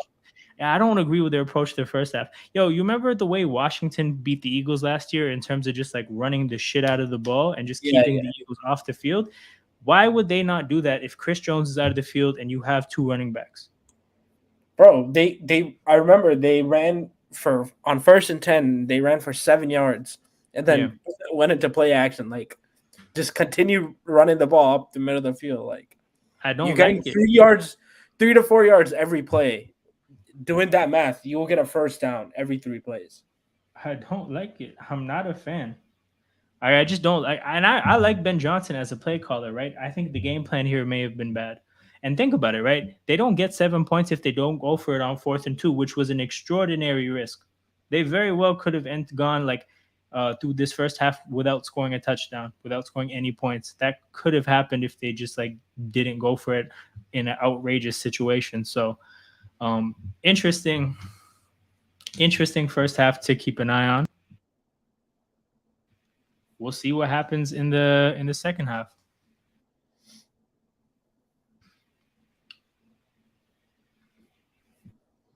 Bro, this line secondary is cooked. Bro, we were talking about it, I think either yesterday or the day before. These guys suck. But the outside corners are still shit. I don't care that the safeties and like in a perfect world, your safeties and your slot corner is good. The outside guys are still dog shit. The pass rush is still at best, like good, not very good or elite. At best, it's good. But that's probably going to be like below average. So it's just like, yeah, this is a team you're going to be able to throw on all year. So in a way, like they're as a team, they should be trying to run the ball a lot. They should be trying to control the game. They should be trying to keep hold of the ball. That like they should be playing through their running backs because of the way their defense is set up. But they want Goff to come out here and be like Peyton Manning. This shit is stupid. Hey, Joel, I would say Kadarius Toney. You know who he reminds me of? Yo, I'll be back 1 second. You hold it down. Yeah, for sure. He reminds me of Leon Bailey, bro. This guy when he plays, he could cook. Like he's so athletic, so like technical. He could cook. But this guy, bro, he's just always injured. That's the issue. That's who it reminds me of, kind of like. Think of like a really when he plays, when the ball's in his hands, he can make a lot of plays, but just injury prone.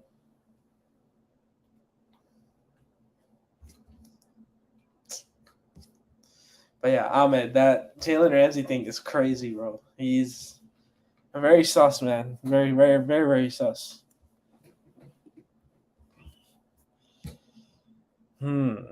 Let's see. Let's look at the stat line, actually. So I have Mahomes, 12 for 17, 147 yards. Goff, 14 for 22, 135 yards, 1 touchdown. Mahomes with a rating of 136.2, Goff with a rating of 95.8. The Montgomery leads the Lions in rushing, 9 carries for 33 yards. Mahomes leads the Chiefs for rushing with 4 carries of 27 yards. Amon-Ra's got 4 receptions, 48 yards, and a touchdown. MVS has 2 receptions for 48 yards. Justin Watson has 2 receptions for 45 yards. Rashee Rice, the rookie, who a lot of people were cooking the Chiefs for picking, he has 3 receptions for 29 yards and a touchdown on 4 targets, which is actually pretty decent, all things considered. And Blake Bell, the tight end, has the other touchdown.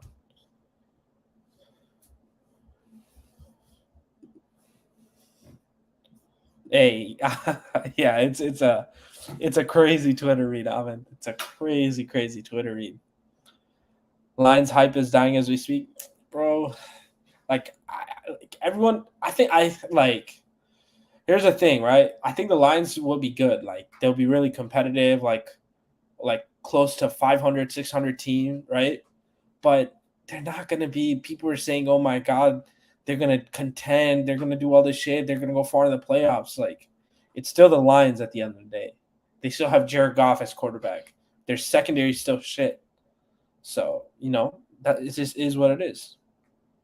Yeah, Bears Packers Sunday 9 p.m. UK time, 3 p.m. our time. Yep. It's the first game of the season, Ahmed. And Ahmed, you know what the funny thing is? For the Packers, they have a first-year guy at quarterback. Their tight ends are 2 rookies. Their offensive line is still pretty young. Their receiving core, their 2 best receivers, who are also they're in their second year, are both injured. And the other receivers they have are all rookies. They're in for a bro, I hope we smack the shit out of them. Beat them by like 2 or 3 touchdowns. I swear to God, I hope we destroy them. The NFC North winner is going to be 8-9 or 9-8. Yeah, I think around that too. I think the Bears and Lions will contend for that. Sounds like Chelsea to me, bro. Legit. Like they're the youngest team in the NFL. They just went for Project Youth. They have a quarterback who everyone thinks is good, but I don't think is good. He's been there for 3 years, and this is his first time starting. So we'll see what he's about.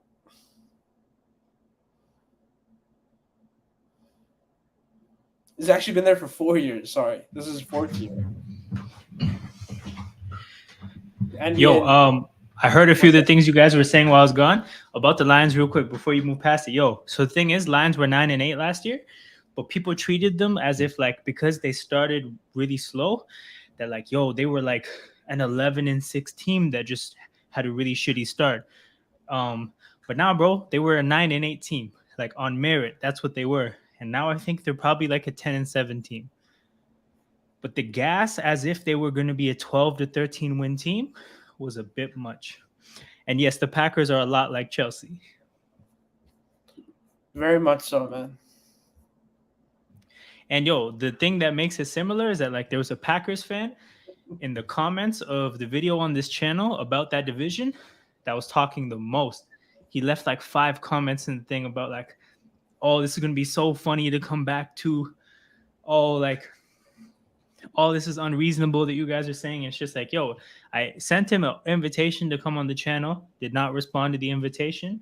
If the Packers play like dog shit on Sunday, I will be responding to one of the other comments saying, yo, big man, invitation is still valid. But yeah, Ahmed. No, this, bro. I told you. I told you. Lions have dying as we speak. That's big facts. I have it at 10-7. I think somebody's gonna get to 10, whether it's the Bears or the Lions, and I think that team will win. This is real. This is real. This guy's too funny, man. I just went and watched back the comments. That guy's hilarious.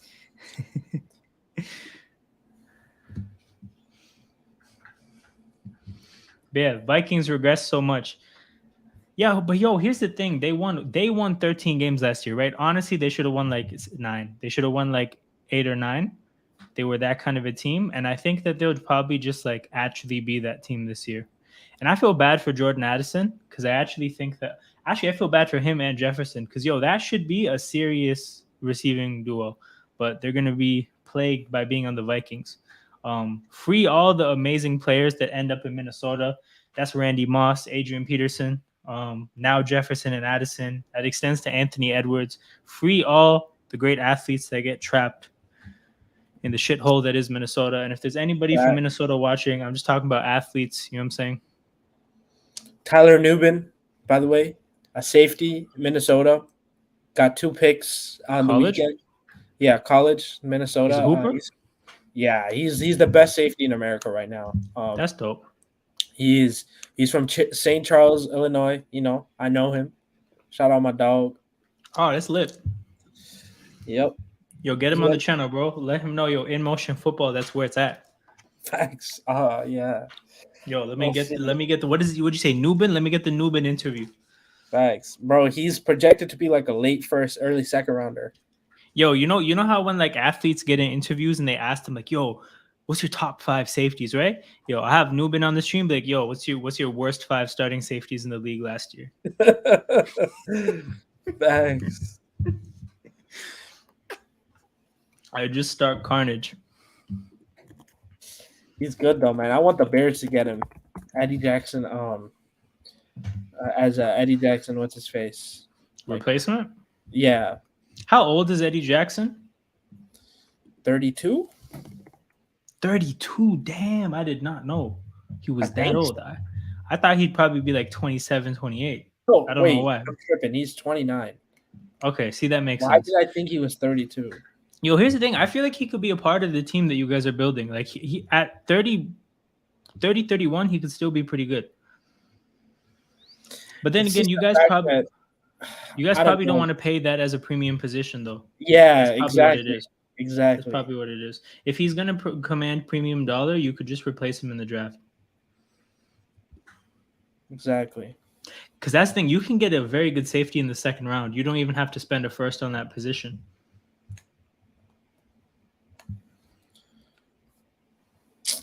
Bro.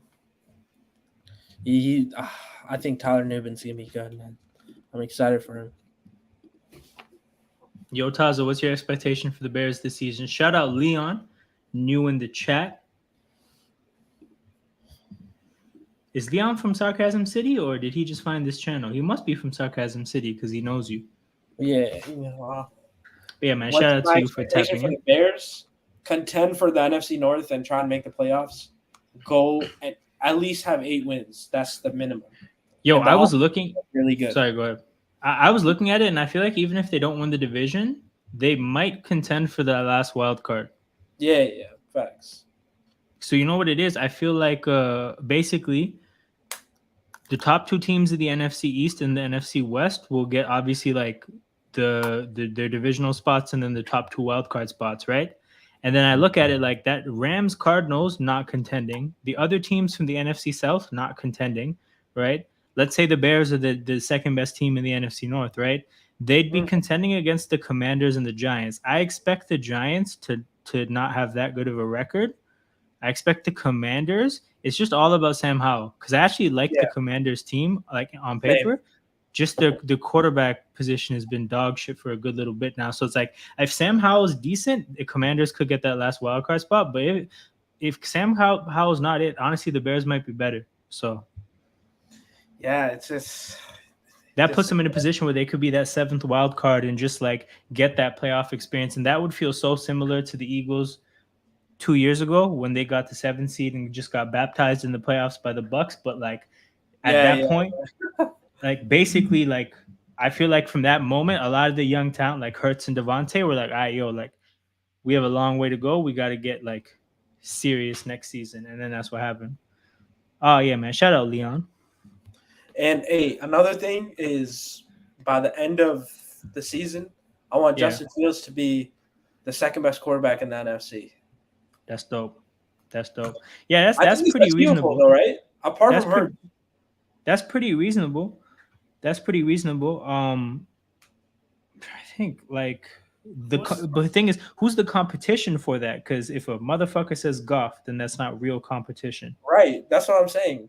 I think he's top 5 right now. Fields is top 5 right now, but I want him to be 2 and Number try 2. to push Hurts because I like Hurts, but Justin Fields is more talented than Hurts. Like he's got the higher he's got the higher ceiling. He's earlier in his development.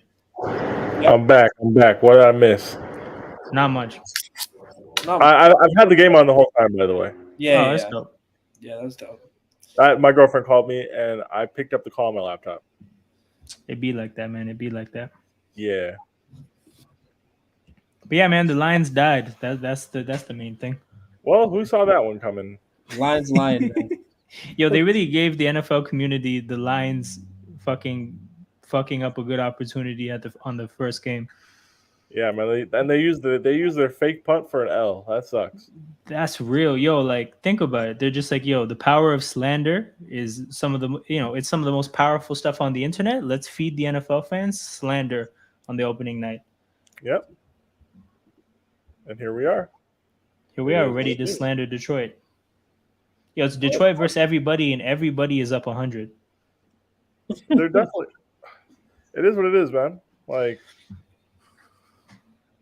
I don't know. But yeah, I saw them give up that 3rd and like 20. Yep. Happens, I guess. I don't know. Jared Goff. Yo, it's just when they had the ball with 3:50 to go, they needed to, at the very minimum, like, you don't get points, whatever, but just like use up the clock, get into halftime in good shape. They gave the ball right fucking back to Mahomes. Yeah. It's not very smart. But big up people in the chat. Leon says top 5 is crazy. Sorry, go ahead. Top 5 for so what? Murtaza was saying that Fields is top 5 quarterbacks in the NFC right now. But here's the thing: how crazy is it? All the quarterbacks are ass. Yeah, everybody's cheeks. So like, let me think in my brain, right? Jalen Hurts. That's his name, right? Yes. Yeah. I was about to call him Justin Hurts and like mix the names up. Jalen Hurts is the best quarterback. Yep. Okay. Niners, no. Geno Smith, fucking maybe. Like at this point, I don't know. Like no, but like really think about the names and get back to me. Whoever the fuck is quarterback for the Cardinals, no. Hell fucking no. Matt Stafford, maybe 3 years ago, but like probably not. That guy can barely walk. He also can't relate to young black like teammates. Like it is what it is. Desmond Ridder, no. Derek Carr, fucking maybe. Whoever the Panthers have, Bryce Young, no. Baker Mayfield, fuck no. Now let's go to the East. Jalen Hurts, yes. I don't even know who the Commanders' quarterback is. A guy named Sam Howell. That's a deep South ass name. That guy was probably at the insurrection Capitol riot, but like whatever, man. No bullshit. Daniel Jones, yes. Nah. I'm not. Nah. You can say nah, but like I think yes. I think he's okay, sure. So far you have Hurts and Jones. Sure, go ahead. I have Hurts, Jones, maybe Geno Smith. Yep. Okay. Yeah, and then You ignored Dak on purpose, right? okay, Dak. I maybe like Dak and Geno Smith are in the same category to me. Okay, and then who else is there? That's it. So that's the thing. You named 4 quarterbacks and then Fields. Yeah, so I think Fields is probably in the top 5. Yeah, that's why top 5 isn't crazy. That's why this is an interesting comment because it says it's crazy, and then I can't argue with it. Not gonna It lie, should be crazy, but like the level of quarterback play in the NFC is #not good. it's dog So, shit. All the young prospects are going it's to not good. the AFC. Put But, it this way: yeah. like Lamar Jackson might be the 6th best quarterback in the AFC. Oh, You put him in for the sure. NFC, he's probably the best quarterback. It's hilarious. Yeah, it definitely is. It's hilarious. So it's like you put Jalen Hurts in the AFC right now, he's probably like 6 or 7. Yeah, But like he's carrying the flag. shout out Yeah. the NFC, man. Don't know how to Like draft Geno quarterbacks Smith, for shit. if I had to do a top 5, I would go Hurts on his own tier. I would probably go Daniel Jones, Geno Smith, Justin Fields, and I want to say Kirk Cousins, but is that crazy? Hey, see, now that's crossing the lines right there. Kirk Cousins. Okay, That's give me a name that's not Kirk Cousins or anybody that I named. Make the You case. know, I take Dak over Kirk, bro. Okay, so we're taking light skinned Kirk over Kirk. Yeah, Got yeah, it. it's just not Kirk. All right, cool, I can't, fine. can't have Drunk Lord in there, man. But the point is, the list is not a strong list. That's what I'm saying, bro. He's top 5, and by the end of the year, I want him to be bona fide either number 2 or contending to be number 1. I don't think that's a crazy like expectation either. Because No bullshit. No bullshit. I think that expectation should be the standard. Like I think anything short of that is probably a disappointment. Let's Exactly. be honest, guys. Nobody had Geno Smith on a top 5 list.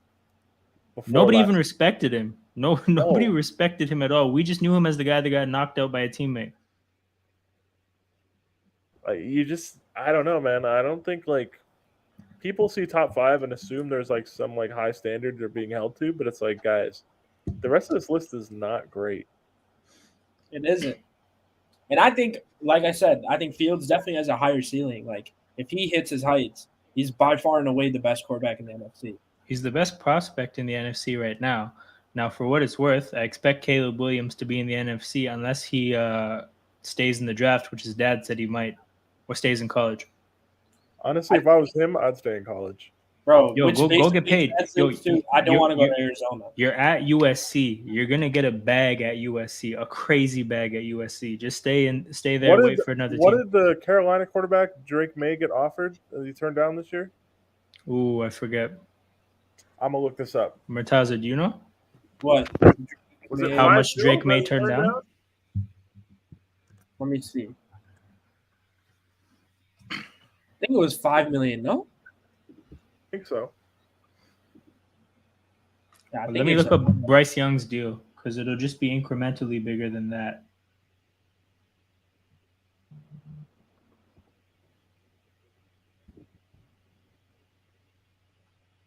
Bronny James got the highest. He got He 6.1 said that, million. so Drake May said the 5 mil NIL deal was all talk. But let's just say, right? Let's say it was more. Let's just say, for argument's sake, that is true. Yeah. Okay. Or let's say somebody could get, let's say, what do you think if Drake May got offered 5M this year? What do you think Caleb Williams could get next year? In 7 LA. million? In 7 LA, mil? probably like 7. 7.5, 8. Yeah. Yeah. So I just Okay. looked it up. Bryce Young got 9.4 per year on a 4-year deal on his rookie deal. So like you're looking at what that number in college versus 9.4. Oh, the I funny mean, thing is, it doesn't even scale equally like across the years. Yeah. This year, Oh yeah. this year he's making 6.9 million.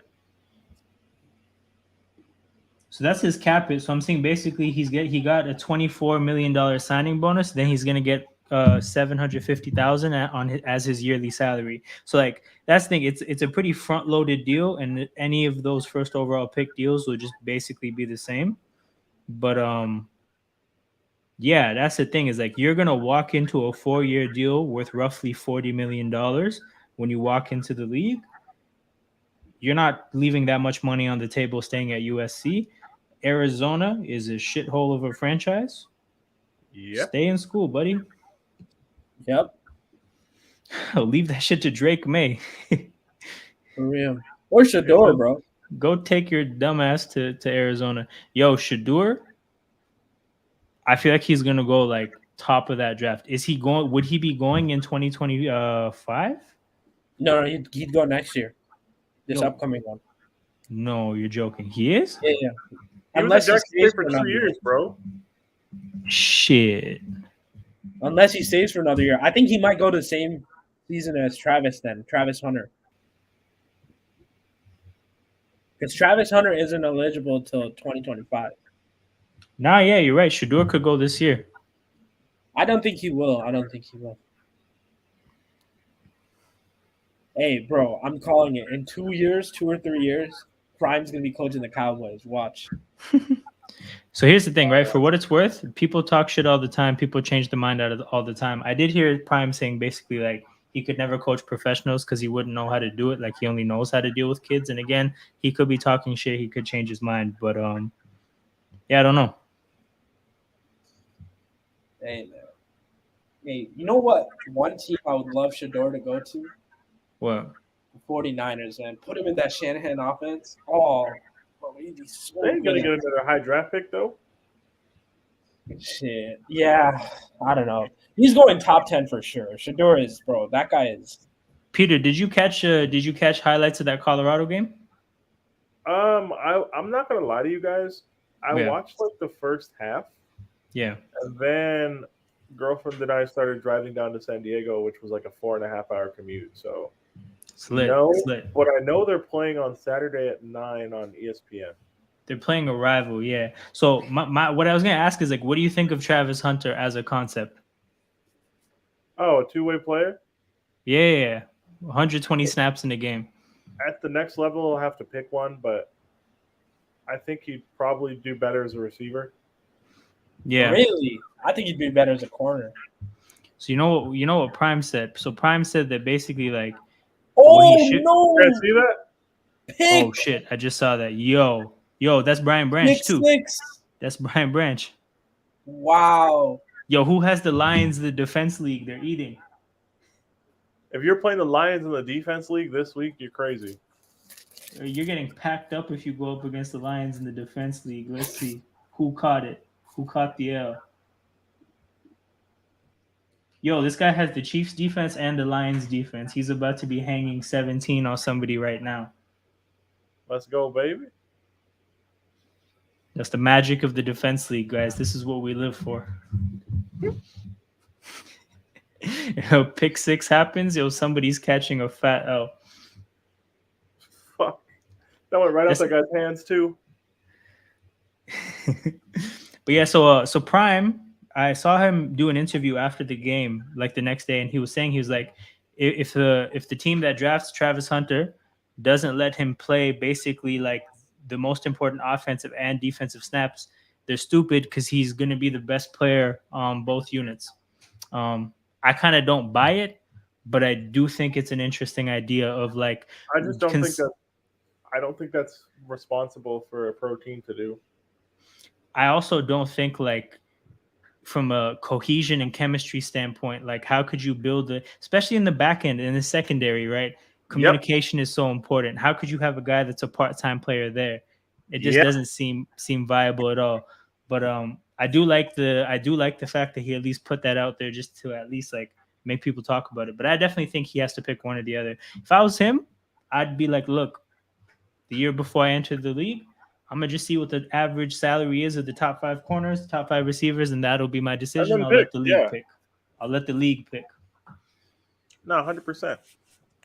I think he should be like a locked on corner and then a bit part as a receiver. Yeah. But Murtaza, here's the thing. If you're a lockdown corner and you're getting paid lockdown corner money, why are you risking that by being a number 3 receiver? Let's look at this real quick. See what the gap is. I'm gonna do it on the screen that's being That's a good shared. point. Yeah. I just The think top- I've never seen a guy like this though. So the top 5 corners right now, average per year, are making 21, 20, 20. Yeah, roughly 20 mil a Marlo, year. look at Marlon. Let's go, baby. And then wide receiver, that number is a lot bigger. You're looking upwards of 25, pushing 30. So it's a big gap. It's a big gap. Yeah, I guess it really just depends. Like, what are teams going to kind of profile him as? An elite is he going to be an elite corner versus being a good 2? Is he going to be an elite receiver versus being Right. a good corner? Like, it just Right. depends.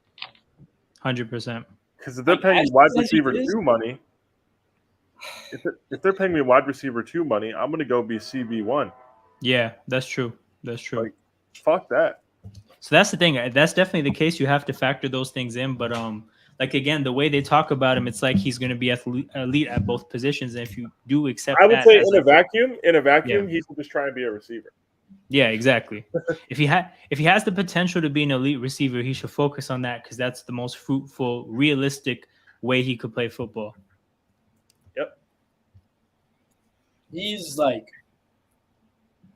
bro, he's so good though. Like, bro, this guy No, is. I'm sure he's cold. I just Phenomenal. think like this whole 2-way thing.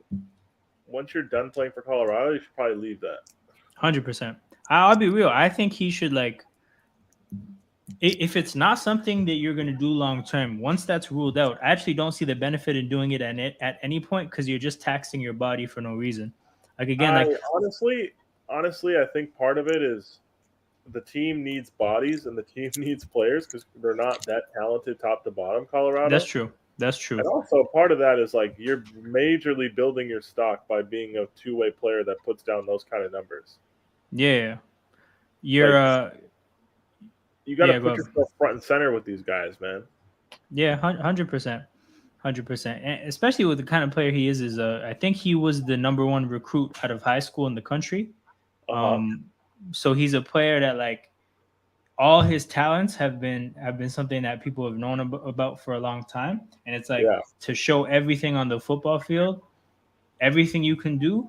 It kind of just like it shows your potential, even because it's like if you're a corner that can play receiver really well, some coaches somewhere should be able to look at it like athletically, we can develop this corner in a really unique and interesting way because they're physically capable of certain shit that other players aren't. Like you see corners sometimes will be able to run the route because they can anticipate it and they have the physical ability to do it. Not every corner has the physical ability to move like that though. It's like, you know, like showcasing all your ability is important, but like he is a player that I don't think he has a whole lot to lose either because he was such an elite prospect out of high school, right? And because now he's basically a Heisman candidate. And Prime was saying like in the halftime interview, he's like, we missed him on a couple of deep balls. If we hit him on both those deep balls, the Heisman's in his crib chilling right now. So it's kind of a thing where like I think that's going to pick up. I think if he picks up a Heisman, if he like consistently shows his elite talent for so long, I don't know how much he has to lose by not showcasing his ability. What's the last receiver that won the Heisman though? Devontae Smith. Oh, that was that like 3 years ago? Yeah. But it's not common. I know what you mean. It's not common. Do you think he's going to win a Heisman in the era of like Caleb Williams and co? It's tough. It's definitely tough He because plays both ways consistently. Yeah.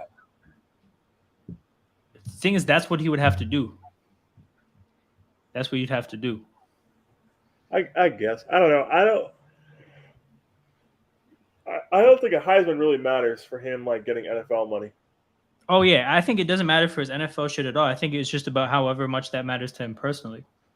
Oh yeah, of course. But like, I think he has to play both ways this year for that team to be good. True, that's true. Like, I don't think Colorado wins more than 8 games. That team's got like 80 new players. They have like no cohesion at all. And granted, that's going to be more and more common in the college game now with the transfer portal. But and in NIL and whatnot. But yeah, that is a reality of that team is they're very thrown together. Hey man, here come the Lions, baby. Dog. Bad throw. Dan Kansas Campbell City. ready to gnaw somebody's leg off. Let's go, baby. 100%, yo. 100%. Let's go. The thing is, Peter, about the Colorado team, I think they have really good players at the skill positions, Of but course. They have the no trenches linemen. where they're where they're not good. In the trenches, they're ass. Yo, Dion has to go to the hood. You know, have you heard him, his scouting profiles Yeah. as human beings? Yeah. Peter, have you heard about that? No. What? So Maybe. Prime basically says he has an idea of the kind of human being that should be at every position. So he said your quarterback should be like high GPA. He should have that type of like intellectual capability. I was like, fair enough, right? Then he's like, your offensive linemen should come from 2-parent households where they're used to discipline and structure. You should be able to yell at them and like they know how to take it. I was like, okay. And then he's like, your defensive linemen should be from the hood or the trailer park. They should just be hungry dogs that are trying to like, homes. yeah, that are trying to get their mom out of poverty. I was like, well, god damn, like we're really building up the character of these guys. It is what it is. They're already ranked 22nd. Once they get the trenches, I think they could be really good because but like let's just fucking let me pull up the Colorado schedule. They play USC at the end of the month. I know that much. Hey, I was doing this with my dad on Tuesday. People watch along on the channel for USC Colorado, 100%. Bro, they don't play anyone really that great apart from USC. Okay, so they're gonna probably beat Nebraska. They're probably gonna beat Colorado State. I think their tickets being $172 for the Colorado State game on Vivid Seats are fucking crazy, by the way. It's Colorado football, dog. I'm not watching Jesus Christ in the flesh. Stop. This is real. But yo, it's like Prime can sell something. If there's one thing he knows how to do, it's sell something. He will create a spectacle. I think they're losing at Oregon. I think they're losing to USC, so they'll be 3-2. I think they'll beat Arizona State. I think they'll beat Stanford. They'll be 5-2. I think they'll lose to UCLA. They'll be 5-3. Yeah. I think they will split the Oregon State and Arizona games and be 6-4. Yeah. And then they'll win at Washington State because they're dog cheeks. Yeah. And they'll lose at Washington. So they'll be 7-5. And then they'll get to some bowl game and they'll win it. So I see them going 8-5 on the year. I would be down for them to go like 10-3. I just think without like a solid line on either side of the ball, I don't see how that's possible. Yeah, that's true. I mean, but it's college though, bro. It's skill position, Yes, skill positions matter, but like there's a glass ceiling to what you can achieve when you're talking about programs like USC and Oregon and Utah, dude. Yeah.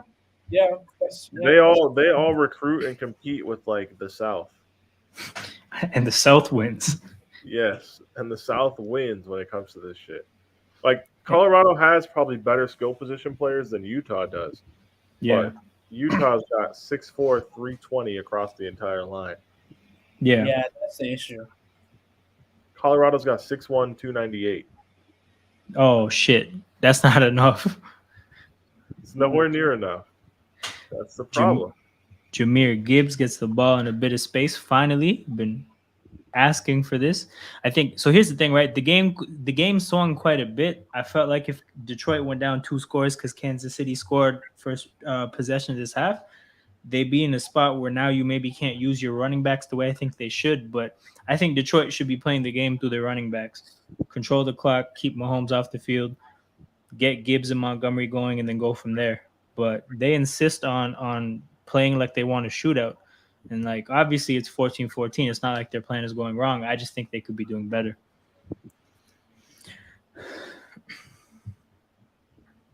People say the reason why Gonzaga do horrible in March Madness is because they have too many players from 2-parent households. I'm trying to think. Who has Gonzaga lost to the last couple of years? I feel like, don't they lose to, like, random teams? I was there when they lost to Texas Tech in 2021. Yeah. But, like, I don't think that's because the kids grew up in loving households. I think they're just less athletic than Texas Tech that year. Laporta finally gets another catch. What is that flag gonna be? Are they gonna say that defender was like leading with his helmet? Offensive pass interference? Things that flag came late for that. I think I don't know. It might have just been a late flag. Holding Holding. up the defense. That's late as fuck for holding on the defense. I don't know, man. Whatever. What's his face is not on there anymore, right? Trevarius Ward. Chavarius, I think he's on San Fran. Yo, Yeah. Gonzaga lost to UConn 54-82 this year. Oh shit, never mind. That's not a random team at all. But yeah, they got smacked. Damn. But I mean, UConn was good. I understand, but you can't be losing by 30 points. That's true. We need less parents in those households. They lost to Arkansas the year before. They lost to Baylor in the championship. See, so this is the thing. I actually agree with this. Of like, it is a mentality thing. The thing about like, you can't essentialize people's backgrounds and just like overly like group people into like if this then that in terms of people's like backgrounds. Ultimately, you are looking for like a certain mentality, and however that becomes present, that's what you're looking for. Now, it might be commonly found in certain contexts, but like, there's just no need to like essentialize what having one parent versus two parent means. I don't think it's even that deep. Like March Madness is a different kind of thing. It's a single elimination tournament played by kids. Yeah, it's inherently an unpredictable thing. Like, it won't ever go the way it's supposed to go in terms of the better teams winning on paper. Yep. What's the closest anyone's ever got to predicting that shit perfectly? Because I know like a lot of people put these prizes out in terms of so you know what it is? I heard a wild conspiracy theory once on Twitter that basically all the prizes for somebody predicting March Madness completely correctly, those are actually just set up to basically find a time traveler, because the only way somebody could ever predict the March Madness bracket right is if they were a time traveler. Uh-huh. So I enjoyed that as a conspiracy theory. People come up with some wild shit. Yes. Somebody predicted the 2019 tournament into the Sweet 16. Dope shit. That's a lot of games.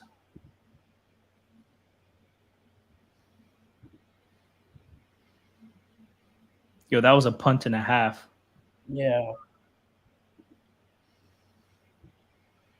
Honestly, I feel like if I could pick a life, it would be a punter's life.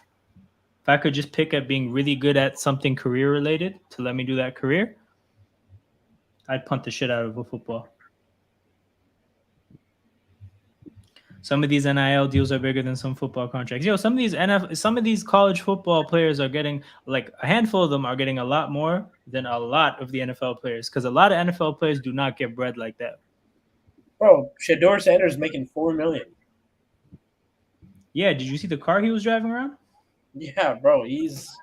You watch them? You watch the YouTube content? Like, Nah, I missed it. no. Like, do you watch it in general? Like, the well-off media, everything. Oh, no. Nah, you should watch it. It's actually dope.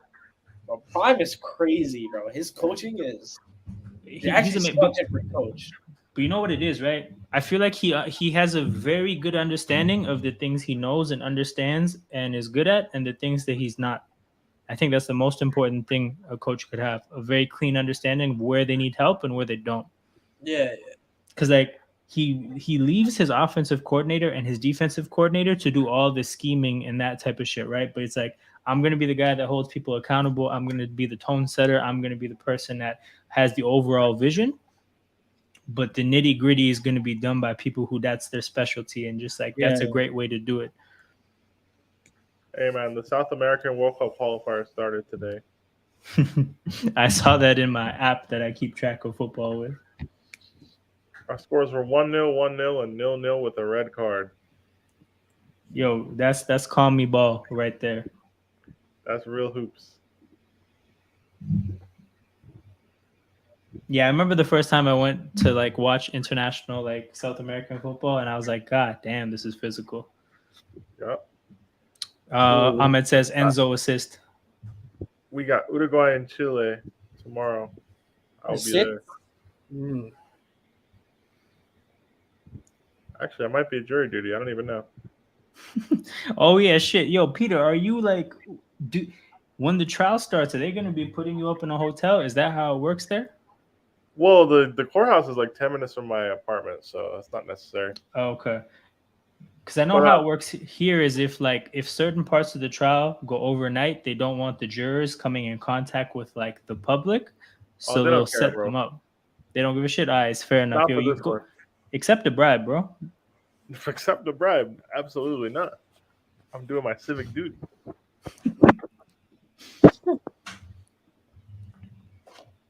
But I haven't even definitely got chosen yet. They're still interviewing all of us.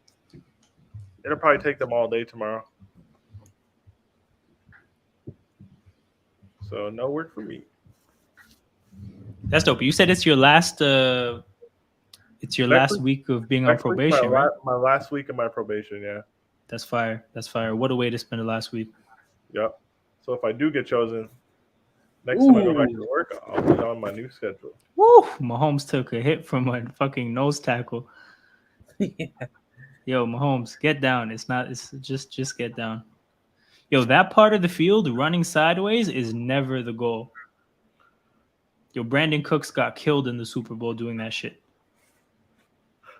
Oh yeah, that was nasty, man. That's the thing. You can see 94 was like, yo, I'm gonna hit him. I'm gonna make sure I don't get a penalty. If he wasn't scared of a flag there, he could have smoked Mahomes. Pacheco spins, gets 9 yards.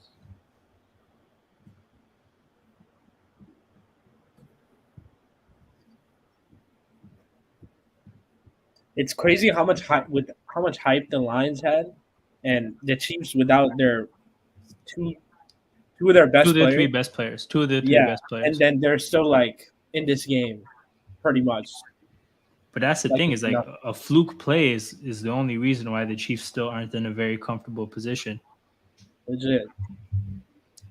Like again, the Lions got their 2 touchdowns off a crazy 4th and 2 decision and a fluky pick 6. Like, and obviously that shit happens. Like they're in the game also because they've held Kansas City to 14 points. But like, yeah, I don't know. They haven't lived up offensively to the billing.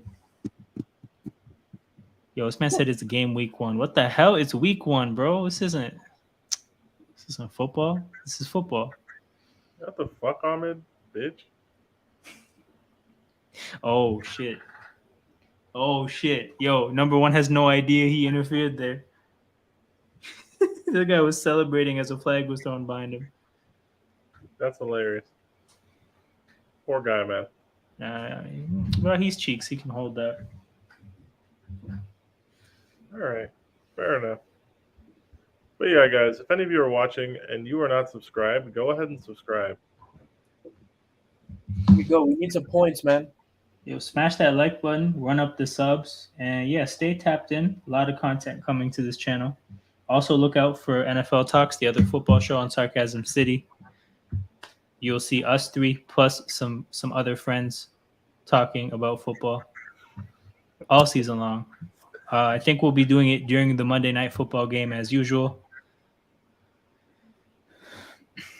So tap in with us. All right, so after like a 50-yard pass interference, the Chiefs now in position to go up in this game. No, not yet. Hey, man, this third quarter's been long as fuck. 100%.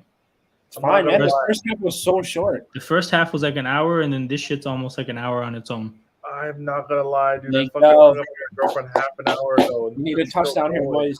We need 10 more points. 10 more points. You joined in the middle of this quarter too. It wasn't even like just after halftime. Yes. That man needs to get. In NFL terms, we just say release. That's all you say. Yo, so here's the thing, right? Ahmed doesn't really watch the sport like this. He's had like 4 to 5 comments that were spot on here, and I'm like, yo, how do the teams out here make these mistakes? But Ahmed here knows what's good. This man saw Justin Reed trying to cover Amon-Ra for one play, and he's like, yo, number 20 doesn't have the agility to be covering that guy. And I was like, yeah, you're right. Why would they put him in the slot? Yeah. Funny enough. Yeah, that's hilarious. Yo, 100%, Joel. That's what I had to start a whole channel just to defeat the curse. That's how strong the curse is. Hey, look, man. You guys asked for a watch along the whole season. We gave you one, and that nigga died. I don't know what to tell you. I don't know what to tell you. Somebody died and came back to life. On there anymore. But it's cursed. That's what I'm saying. I started a whole channel to Euro step the curse. We had to, man. It is what it is.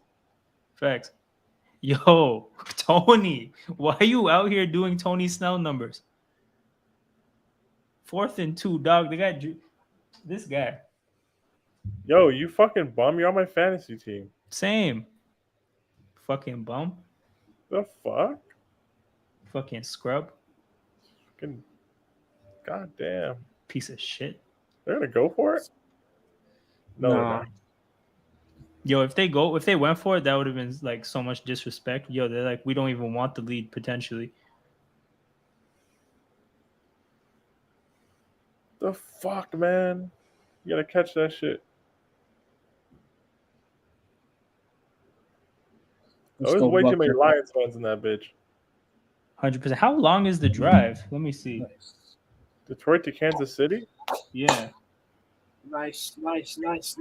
Probably like 10 hours. I'm looking it up right now. I'm curious. It is. It's 11 hours, yeah. I was gonna say that's not close.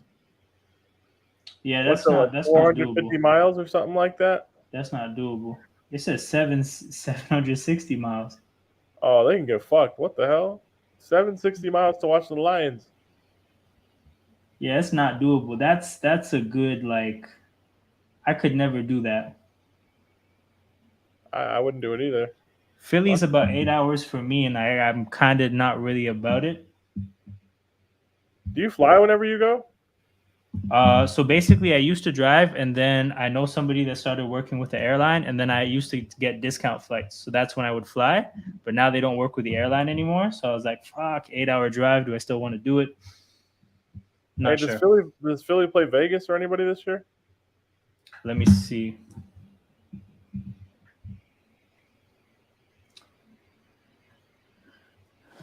They play the Rams, but I remember me and my friend were considering making that game in LA, but then the schedule didn't work out.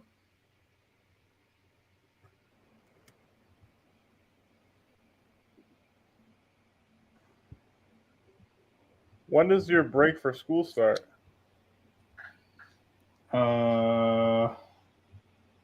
The thing with making it for like a trip like that, I get a break the 2nd or 3rd week of October.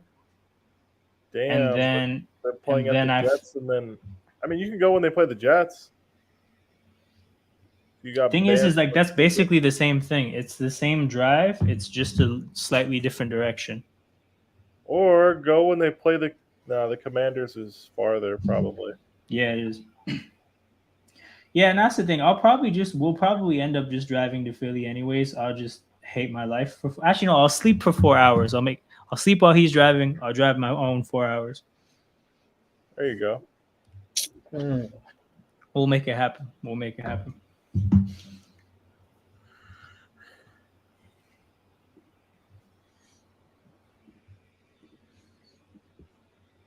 Murtaza, do you live close to where the Bears play?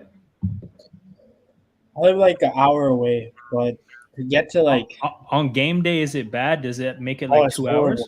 It's horrible. Because the drive into an NFL stadium, I've never seen anything like it. Bro, Soldier Field is the worst because it's on the lake shore. So you have to park like 2 miles away and then walk 2 miles or get a bike or get a little Uber. Like, it's just horrible. Yo, you know what's fucked up though, right? Like, obviously you guys have never been there, but the Bills play in a place called Orchard Park. It's not even Buffalo. Orchard Park is a small town. It is literally just a fucking NFL stadium and an NFL parking lots dropped in the middle of like a residential area. It makes no sense. So it's like, if you can't park in the parking lot, people would just be like, yo, pull up, run me $10 and park on my lawn, just like on the grass, like right in front of my window. That's what they do at Packers games. Like They do it if- in fuck, where else? Where else have it been that's like that? that's what they do for Cub. That's what I do for Cubs games. I just pull up to Yeah. people in Wrigleyville Oh, at their houses. Foxborough, New England was like that too. Foxborough was a random small town. Mm. Yo, I'm not gonna lie. Yeah. This Ravens Cardinals game, I might go. Yo, go watch a 60-point game. It'll be a great time. They're in Arizona. Tickets are actually not that expensive. Oh my I God, might Nick go. Bolton just smoked Montgomery. My goodness. Yeah, that is effective pass protection. He got chalked. Hold that, Yo, he David got Montgomery. smoked. Hold that, bro. This FedEx guy's Field's away. all Yo, off season. FedEx Field is legitimately like it should not pass a health inspection. First of all, Soldier there's Field's worse. there's shit spilling into the stadium, and then Jalen Hurts almost got decapitated. It's like that is not a safe place for human beings to be. I'm gonna say stupid play. Is that the throw out of bounds? But yo, they're showing a replay right now. Yo, Montgomery just sacrificed himself in the name of pass blocking. I respect that. Yeah, no, Nick Bolton is a problem. I think I want to watch. What would you guys rather do? Low down in a corner or high up at midfield? So one is objectively the better viewing experience, but obviously you Yeah. don't get if you're the kind of person that gets a rush from being literally physically close to the action, then you don't get that, but you get that being in the corner probably. I'm not gonna lie. Remember when the Ravens played the Rams on Monday Night Football? And we beat Yeah. we beat their fucking heads in. Yeah. I was like down in a corner, and that was only fun because we were smoking them. But to actually watch the game, it was confusing as fuck. It's dog shit. It's dog shit. There's a whole like half of the field where you actually don't understand if they got the 7 yards on 2nd and 7 or not. Like Yeah, like from the depth, I yeah. couldn't tell if it was a 3-yard run or like a 8-yard run. Yep, I hate it. that angle so much. Honestly, my opinion, like I just prefer put me upper bowl, middle of the field, because I give a Yes. fuck about the viewing experience more than actually just like, oh my God, Jalen Hurts I is kind right of there. agree with that. Yeah, I think I'm gonna just do that. like Bro, when I was sitting younger, like, when I was midfield is- younger, being close to the field, like it just gassed me. But like I don't know, it's just especially now, it's considering it's going to be more expensive. Like it is not worth it. I'm gonna do it on the Ravens out. sideline too. Yeah, it's dope. This third quarter's still going on. It is. That shit is not over. I Yo, hate they're doing that. that. Just incompletions all quarter. Yo, Joel, they the new Washington owners they agreed to spend a bunch of money to like invest in renovating the stadium, and it's necessary. What coach will be the first to get sacked? Todd Bowles. Oh no, he fumbled it. Oh, Kansas City. Yo, hold up. Is he ruled down? No, the ground caused it. He was touched, and then his elbow, the ground caused it to fumble. So he makes contact with the Lions player, then his elbow is down. That's not gonna be a fumble. Wait a second. Yeah, no, that's not going to be a fumble. No, the ground can't cause a fumble. So here's the thing, right? If this was for some reason a touchdown, the guy with the Lions defense is smoking somebody this week.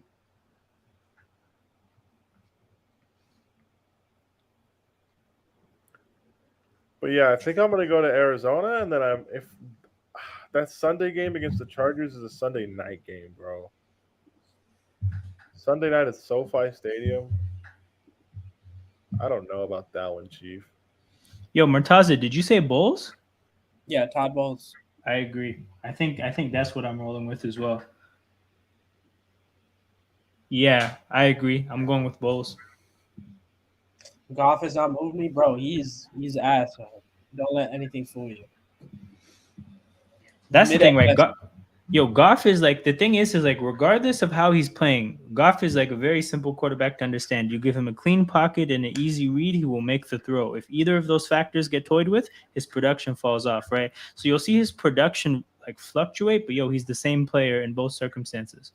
You just have to know that he just needs certain circumstances, and then he will play well. Yo, what is this tackling? This is disgraceful. Oh my God. What is Let's this tackle? go. Let's go. Roll Yo, back. Kelsey looks like I don't know, man. Kelsey. He looks weird. He looks like something I can't say on here. Same, bro. That's why I had to stifle what I was gonna say. He looks like this, bro. We have a London game. Fuck. You're not wrong, Murtaza. You're not wrong.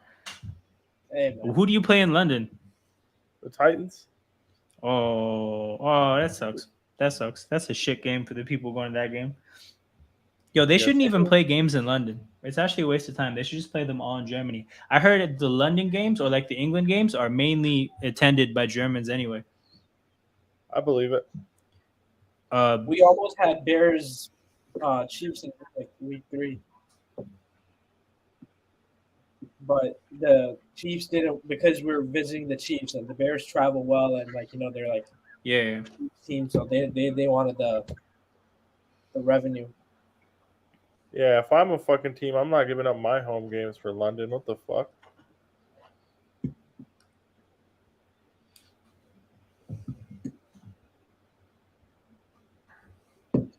Jawan Taylor, man. Yo, he got smoked, right? Was he the guy? Oh no, he's not getting smoked. His stats look good.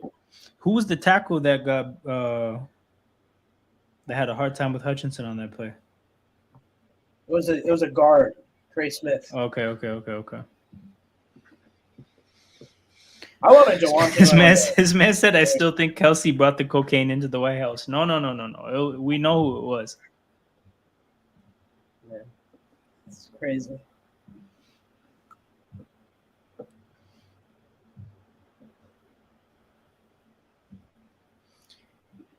So I think the test that they were doing on Brian Branch was to like test the stability of the knee in terms of the ligaments, and now they're letting him walk. So hopefully he's okay. But obviously, you can walk with a ligament tear in your knee. Hey man, if he tore something after getting a pick 6 in his fucking, he's a rookie, right? Yeah. Yeah, That would suck. he fell in the draft as well. He's fire. He's good, but like the league does not give a fuck about safeties anymore. Safeties and running backs. Are these fuckers all right? They're gonna let it run out. Okay, that quarter took like an hour 10 minutes. That quarter took as long as the first half. Legit. No bullshit, like actually. But yeah, man. Fourth quarter coming up. Shout out to everybody who's in here. Make sure you press that like button. Make sure you subscribe to the channel. Stay tuned in. To all the people that are here because they're football fans. Hope you guys are enjoying the live stream. If any of you guys are still here from Sarcasm City in the raid, who are watching football for the first time, stay tapped in with us because this is probably a good game to start out watching the sport. And you can keep watching football with us on these streams. If you have any questions, feel free to ask us. If you guys want to learn the game through these watch-alongs, it's not a bad way to learn a sport. So stay tuned in. A lot more streams. I mentioned this earlier, but for the people that weren't here before, I'm gonna be doing like watch-alongs for games for the most part, like depending on matchups. But the staple that I want to have on this channel is a live stream that starts basically after the 4:00 games Eastern time. So after that second set of games on Sunday, a live stream that runs for about 45 minutes just talking about the games on the day and then goes right into a Sunday night football watch along. So that's going to be a staple on this channel every single Sunday night. No matter how dog shit the matchup is, I will be here watching it like a sicko. So if something's wrong with you as well, you're going to be watching those games, come fuck with us over here at Emotion Football.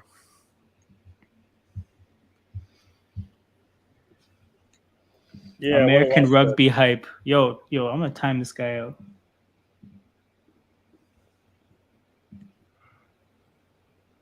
What is it with people in the UK and being up at 4 a.m.? What's wrong with them?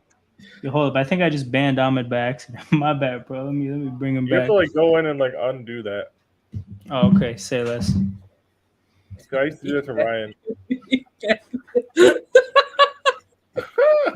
Hold that. But bro, I mean, like, call it American rugby at your own risk. Hold that. Still, I'm in. Yeah, I fully just wanted to time him out for a minute, fuck around and got banned permanently. Yes, sir. Oh my god. Twitter, bro. Bears Twitter is the funniest, man. Oh man. Yo, Joel, it is, hate yo, that- like, I we got to hate that. protect the sanctity of the sport. Yo, we can't have these random guys calling it American rugby. The hell? Bro, who's the singer that sings the Sunday Night song? I hate him. I hate it, bro. It's the most annoying voice. I hear Oh, you. Country jingle they have? Yeah, bro, facts. so annoying. Two Americas, man. He's been so underwhelming. Kyle Edwards in there. Yo, this is true. The only thing he could have said that was worse is hand egg.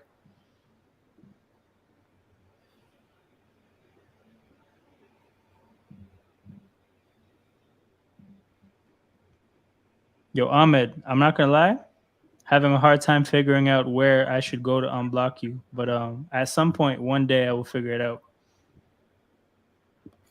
Hey, don't do that to him. That's crazy.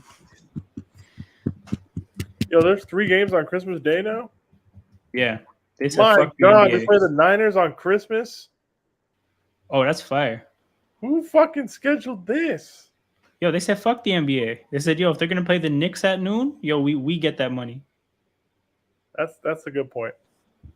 No bullshit. They're gonna put those random teams before the West Coast games are fire on Christmas Day, but some of the East Coast games they got some bullshit going on early in the day. Let's actually look up what's because they have Raiders, Chiefs, Giants, Eagles, and then Ravens, Niners. So let's actually look up the NBA's Christmas games. Alam, you have to use this link to do it. Oh, this is jokes. All right, cool. 1 second. All right, so 9 a.m. Bucks, Knicks, 11:30 Warriors, Nuggets, 2 o'clock Celtics, Lakers, 5 o'clock Sixers, Heat, 7:30 Mavs, Suns. So you're gonna have Eagles, Cowboys the same time as Celtics, Lakers, Wait, Eagles Cowboys is Christmas? or Cowboys? No, Eagles, Giants, or something like that. Oh yeah, that's what I remember. But it's cool. It's cool. The Giants get baptized every year. Damn, I'm gonna have both my teams playing at the same time. Fuck. Oh, bro, by the way, I saw the Drake curse for the Suns, man. I hate to see it. Hey man, that was a good season. It was real. First the Landry Shamet curse, then the fucking Drake curse. Yo, We cannot. goddamn man. Something about these beige curses, man. It is what it is. Oh shit. Okay. Oh. Wow. Who was that? Oh no, saw- McKinnon, you idiot! Wow. Nice. Everybody's to keep the trend in the game. So hold up, yo. I went to the blocked users. There's nobody there. It says the bridge was banned and their comments were removed. So what is banned versus blocked? There's a banned list that you have probably somewhere. True. How to find it? I don't know. So because when I go to the settings, I could find hidden users. So now he's not in the hidden users or the blocked users. He's somewhere in a banned users. Yo, Ahmed, you might just have to hold this ban for a little bit longer. I don't know if I'll ever be able to find this. Wait, why did somebody say Taco Bell got rid of Baja Blast? I was literally there yesterday and it was there. Niggas just be lying, man.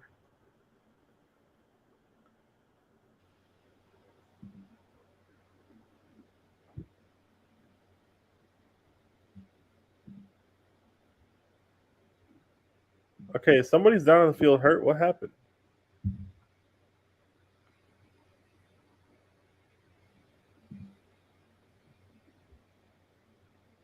Oh, Ahmed's back. Ahmed's back. Nice.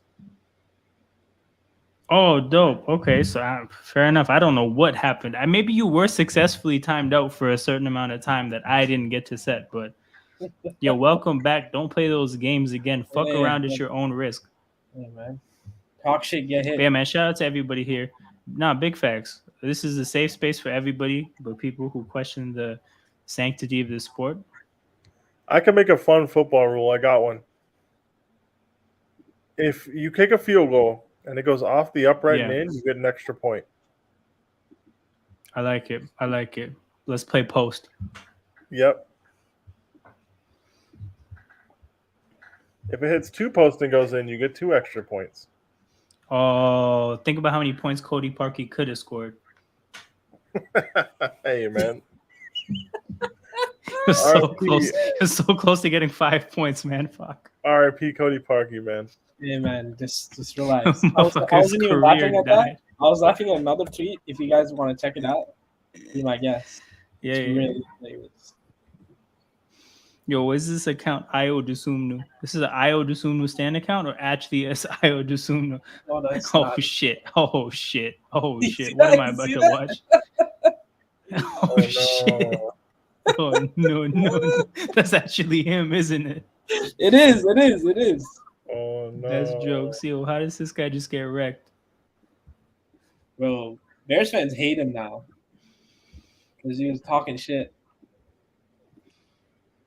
Cody Parkey probably gets cooked at the family gatherings. Yo, 100%. 100%.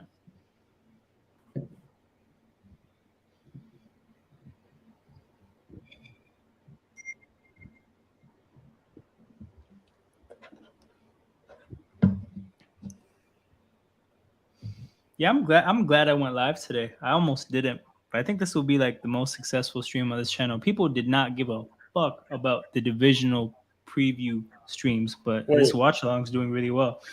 I mean, people don't like talking about football. They like just watching it. Sounds like it. Could have never predicted that one. Sounds like it. This guy. Bro, you could be watching fucking competitive underwater basket weaving and somebody will tune in. But if you Oh, talk we should about try that out competitive next. underwater basket weaving, ain't no nigga's gonna be there. The underwater basket weaving would be fire, though. I can't lie. You got to hold your breath and get it done. Yep. So, Alam, you're gonna do your streams on this channel, and then we have the show Yep. to run on the Kick each Monday. Yes, Is sir. it cool, Murtaza? Is it cool if I leave you in charge of that show? Yeah. Because I have a Monday night like 6-a-side league that I'm in. Yeah. I mean, yeah. That's Actually, like just got the fixture list for today. We start on 9/11, baby, that's great. which I think is Monday. Yeah. So hold Jack- up. Is Surfer not going to be a part of it anymore? Because hasn't he been running the streams? I mean, you can. But like, you know, whether Fuck it. Let Murtaza do it. Yo, I let's just lean into wanna- chaos. I just want to release myself of all responsibility hosting the streams because sometimes I'm gonna have game while we're doing the stream. Okay, that's dope. So Peter will be, tapping into the streams off an AirPod while playing 6-a-side. He's gonna be bagging Yes. goals and, Yeah. and giving Ravens commentary. Absolutely. Yo, That this is a will be crazy happening. take. Football is the most basic sport to watch because it's made for 20-year-olds with CTE to understand. That's hilarious. Yeah, the sport is made for CTE havers. That's very funny. Wait, is it in? Sorry, is it indoors, Peter? Nah. It's at the park by it's at the dog park by my house. Okay. 'Cause I've my indoor futsal league starting October 22nd or Nice. Well- Yeah, no, the indoor league, their games are too late. Like the game times are like 8, 9, and 10. oh, okay. This is 6:15, 7:15, 8:15, and 9:15. Murtaza, are you nice? I'm a center back. I'm a bruiser. Oh, okay. Fair enough. Fair enough. So yeah, so we played 7:15 on Monday. I got a good long shot on me. I'm low-key like Rudiger. Like, That's what's up. Do you ever do the high knees? no. You should. You should. You should consider it. Real hoops, man. Oh man. But yeah, man, Detroit has the ball down 6, roughly 11 minutes to go. 3rd and 7. This is a big Hey, we down. did a cheeky 16 play, 4th and goal, fuck it up kind of thing. Yes, we need Detroit slander. That's how you start a season. As I say that, false start or something. Delay a game. I don't know. Something happened. High knees, no cap. Definitely delay a game. Gotta love it. Here we go, baby. But we have a bye in our 6-side league. Let's go.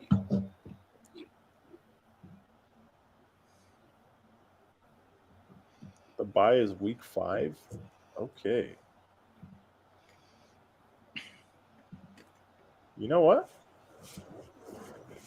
Fuck it. Okay, I'm gonna look at travel and accommodations for this Ravens and Cardinals game because I'm not driving. Yo, Goff got smoked, but he got that ball in there. Big throw by Goff. My goodness, Oh my he had God. the pocket was just clean enough, and the read was just easy enough, but he got that in there. Yo, is he good? They haven't put the camera back on him. Okay, he's fine. He just got he got a bunch of CTE on that play, but it was a great play. Oh, brother, his brain is scrambled eggs. 100%. Actually, the defender let up. The defender could have smoked him. He let him off easily. Oh, that's a corner. That's why.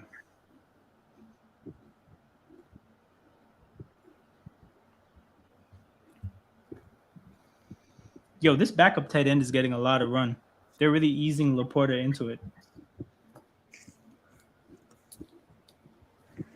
Hell yeah. I can't believe they got that much out of Hawkinson and then conceivably got an upgrade in the draft. Yo, Ahmed saying if you need help on your 5-a-side and 6-a-side teams in North America, holla at the guy from London. Ahmed, you can go to hell.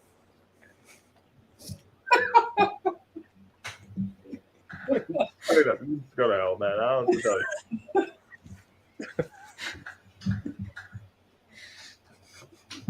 you. We didn't even touch on the Cam Striker part of what he said. There's a lot to work with there in that comment. Like, Ahmed, no. Why would we need help? Explain.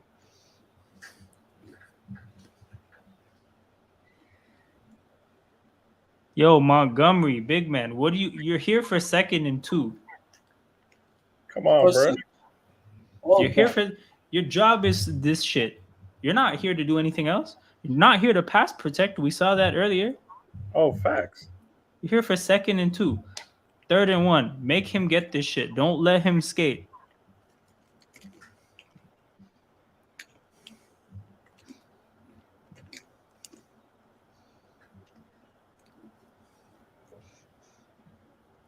Yo, hold up. Y'all don't sneak on 3rd and 1 over here? What is this? What is this amateur shit? It worked. All I know is quarterback sneaks though. Yeah, well, not everybody's you, nigga. I mean, safe. I don't think Jared Goff can squat 600 pounds. Yeah, they're I mean, that's his Eagles own are the failure. best quarterback sneak ever, legit. Best sneak in the world, man. Of all time. Facts. It's 92% of the time, 100% of the time. 92% of the time it works. 100% of the time. Yep.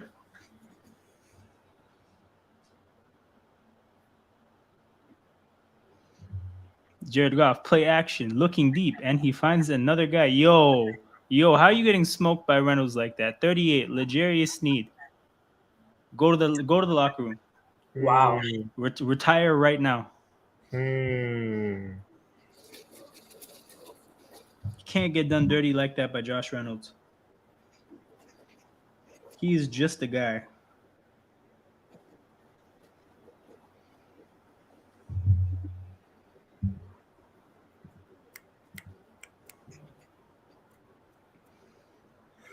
Okay.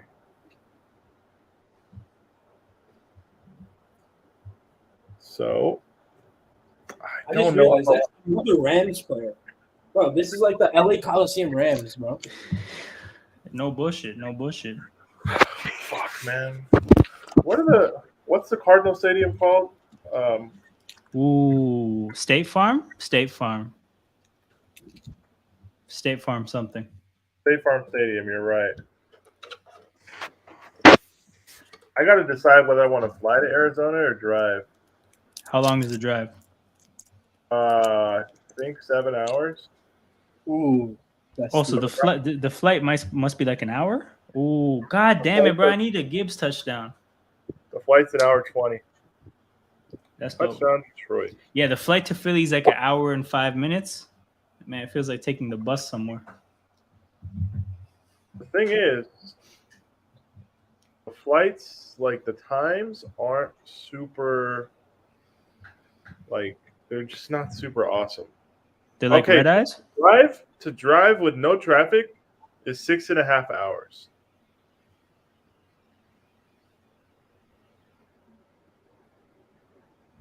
Would What's that? yeah, that's decent. 6.5 hours isn't bad. I don't know why it feels conceptually so much different than 8 hours, but six and a half feels decent. My problem is for the round trip tickets I would put together, Yeah. I would have to pay like $270 for round trip flights. You're going with your girl, right? No, I might just be going on my ones. Oh, okay. Oh, it's dope then. Okay, then flying is, 'cause that's my thing. Like the gap between having to fly two people and driving is big. You may as well just drive. If it's one, if you're on your ones, you can fly, man. Treat yourself. Thing is, like, I could, or I could spend like $100 on gas and just fucking. That's true. Because with my new schedule, I don't work Fridays, That's so fine. driving on a Friday is not a problem, right? Yeah. No problem. I could leave here at 6 a.m., be through most of the busy parts of LA, get there early enough. Okay. Yeah. And with driving, I can leave from the stadium. Right. Yeah, because you'd have to be back for Monday, right? Like your work on Monday. Yeah. So like if I'm out of there by like 4:30. Then drive. I could be home by like midnight. Yeah. Because the flight timing and everything like that, it'll just make it like unnecessary. You got to go from stadium to airport. Hope the airport thing goes well. Fly. Hope the flight isn't delayed. Shit like that. Let me actually Just look up where the airport is. Oh, true. It might be a drive. Also, like getting out of the game, like it just might, that part of it might not be so convenient. Lining all those things up to work in time to get home at a respectable time. Yeah. Just drive. This man really said, "See, Lions touchdown." Yeah, the airport's like 25. It's like a half an hour from the stadium, anyways. Oh, okay. So that's kind of. I think I'm gonna just drive. I'll try and find somebody to come with me. Like one of my other friends also works 410s, so like conceivably he can do it. But let me also look at the. I'm gonna also look at the Suns schedule. Do you know Ravens fans like in LA? Nah, I don't think I know any in LA.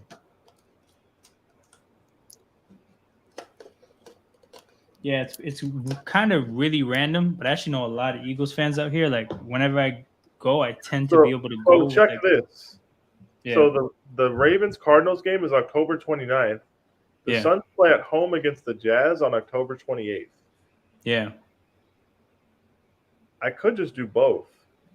True. I could just get cheap tickets to both. Yeah. I think I'm gonna do that. That'd be fire, yeah. That'd be the first home game too. True.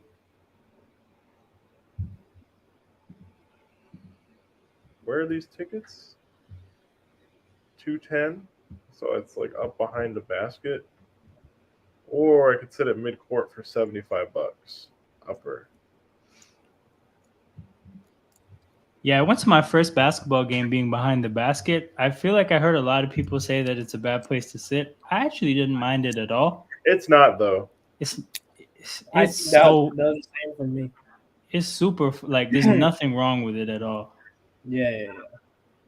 Even football, like once you accept that, like okay, there's some shit you won't be able to keep track of. Like even being in the end zone for a football game is good. I got to see Lamar play in Buffalo, like 8 rows from the field in the end zone, and it was great.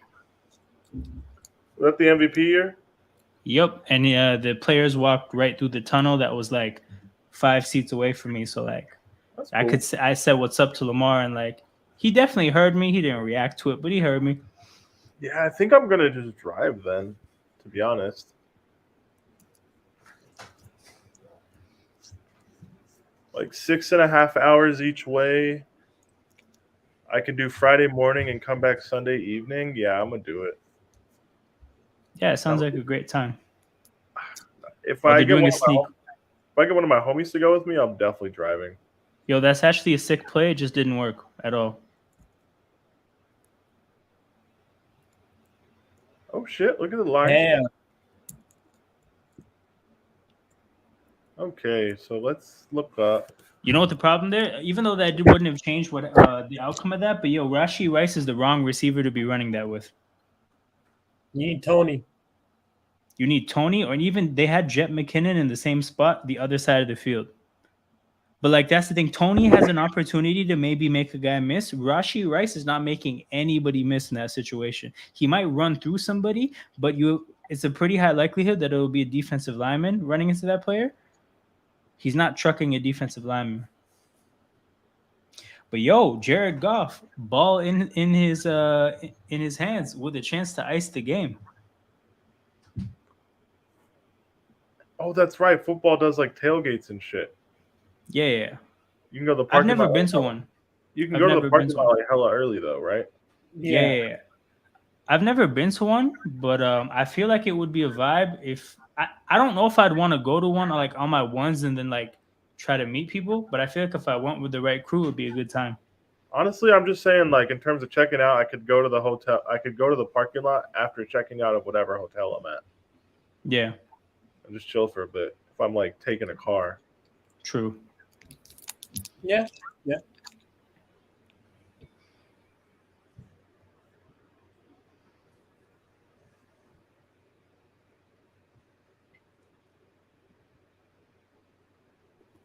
Ahmed, for a guy that's never watched NFL, you know a lot of the terminology. It's interesting. I mean, yo, Ahmed, I think has thoroughly had a good time in this chat. Aside from the 5-minute timeout, he's been solid. He's been keeping up well. Yo, he said, what's it called? Where is it? I gotta find it.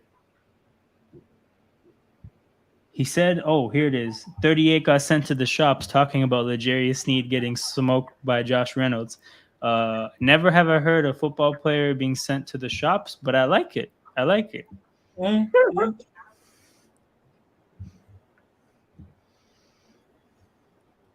Man said I watch NBA. Yeah, he's a Nuggets fan. No, don't do that. He's a Celtics fan. Don't do that. He tried it. Hey, Ahmed, Jason Tatum must. Now that he has He Jalen Brown must. with an extension, he must.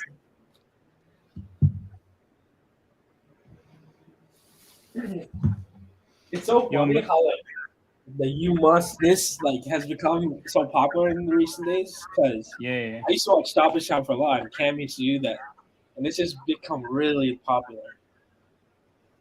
Yo, Murtaza, your thoughts on by the way, if I bet the over on Montgomery's carries, I would have got it 100%. But yo, what do you think of Gibbs, the usage of Gibbs so far in this game? I'm very disappointed. Same, bro. He's barely played. Yo, my thing is like you don't go around saying you would have taken this player at 6th overall as a running back ahead of Bijan, and then now it'd be like, like he needs time to get into the swing of things and stuff like that. It's really weird. You don't take like running backs can show up and make an impact on day one. It happens all the time.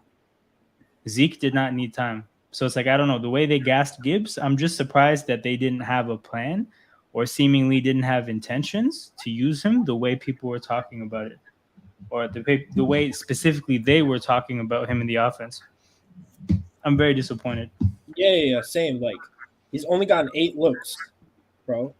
2 targets and 6 carries. That's it. Like, That's the thing too. Is like if he had 2 receptions and like 6 targets, whatever. Like you tried, it didn't work. You go back to the drawing board. They did not have a plan for him to be involved in this game, and they don't have Jamison Williams. Like I thought Gibbs would be one of the players they lean on with Jamison Williams being out.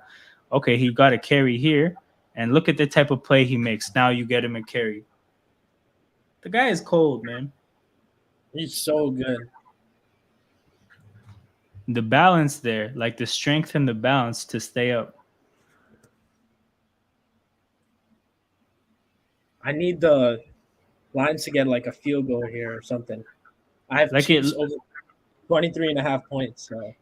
Like he makes people look like they're barely actually impacting him, and you make like it's making the tackling look worse than it actually is.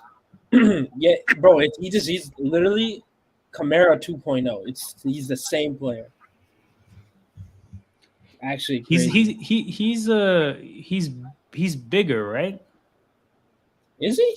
I mean, yeah, he looks a bit bigger. Yeah. Visually, let's look it up. Pause. True. All right, man. Pause. Never mind. Jameer Gibbs he's is 5'9", 200. What the hell? He's smaller than Kamara. What?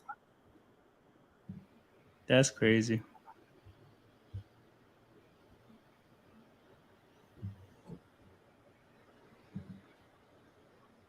Toss to Montgomery. Does not find the edge whatsoever. Damn, Joel. That's how you feel? Murtaza, thoughts? Fine, man. Just let him talk. What is he? Who does he support? He's an Eagles fan. He's an Eagles fan? Yeah. What a Super Bowl win, man. Hold that.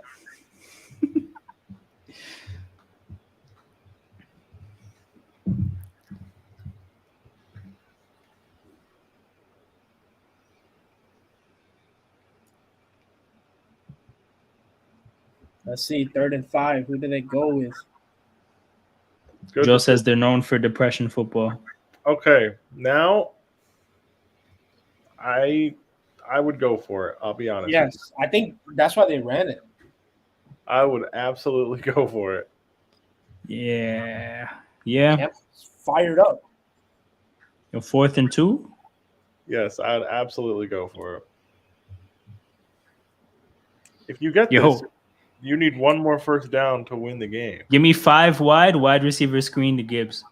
Oh, they did that bullshit motioning Montgomery back into the formation. Oh my God, they ran that play. Jesus Christ. Oh my God. They're so dumb. I don't know if I would have done that, but I like the idea of just going for it. I love the idea of going for it. Montgomery should not have been on the field.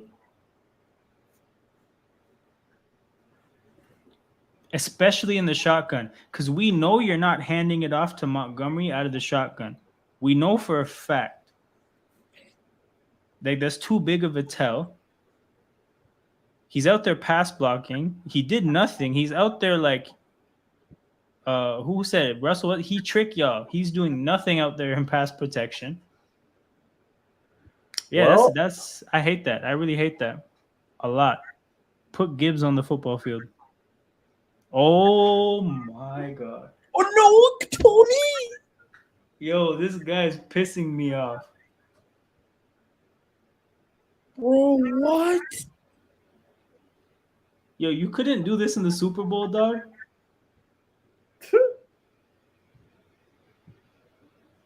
What the fuck? It's a little bit behind him, but you got to catch that. Or that was such a bad drop to it. He didn't come close to it. He looked like a regular human being trying to catch that football. It was that off of it was that bad of a miss. I think that's offensive holding. I think so. Judging on where the flag came out. Exactly. That's what I called it off.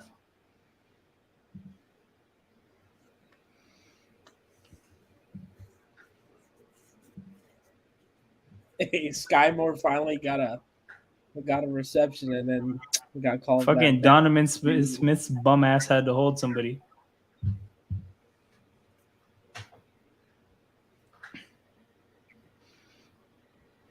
He's out here holding scrubs. That's crazy.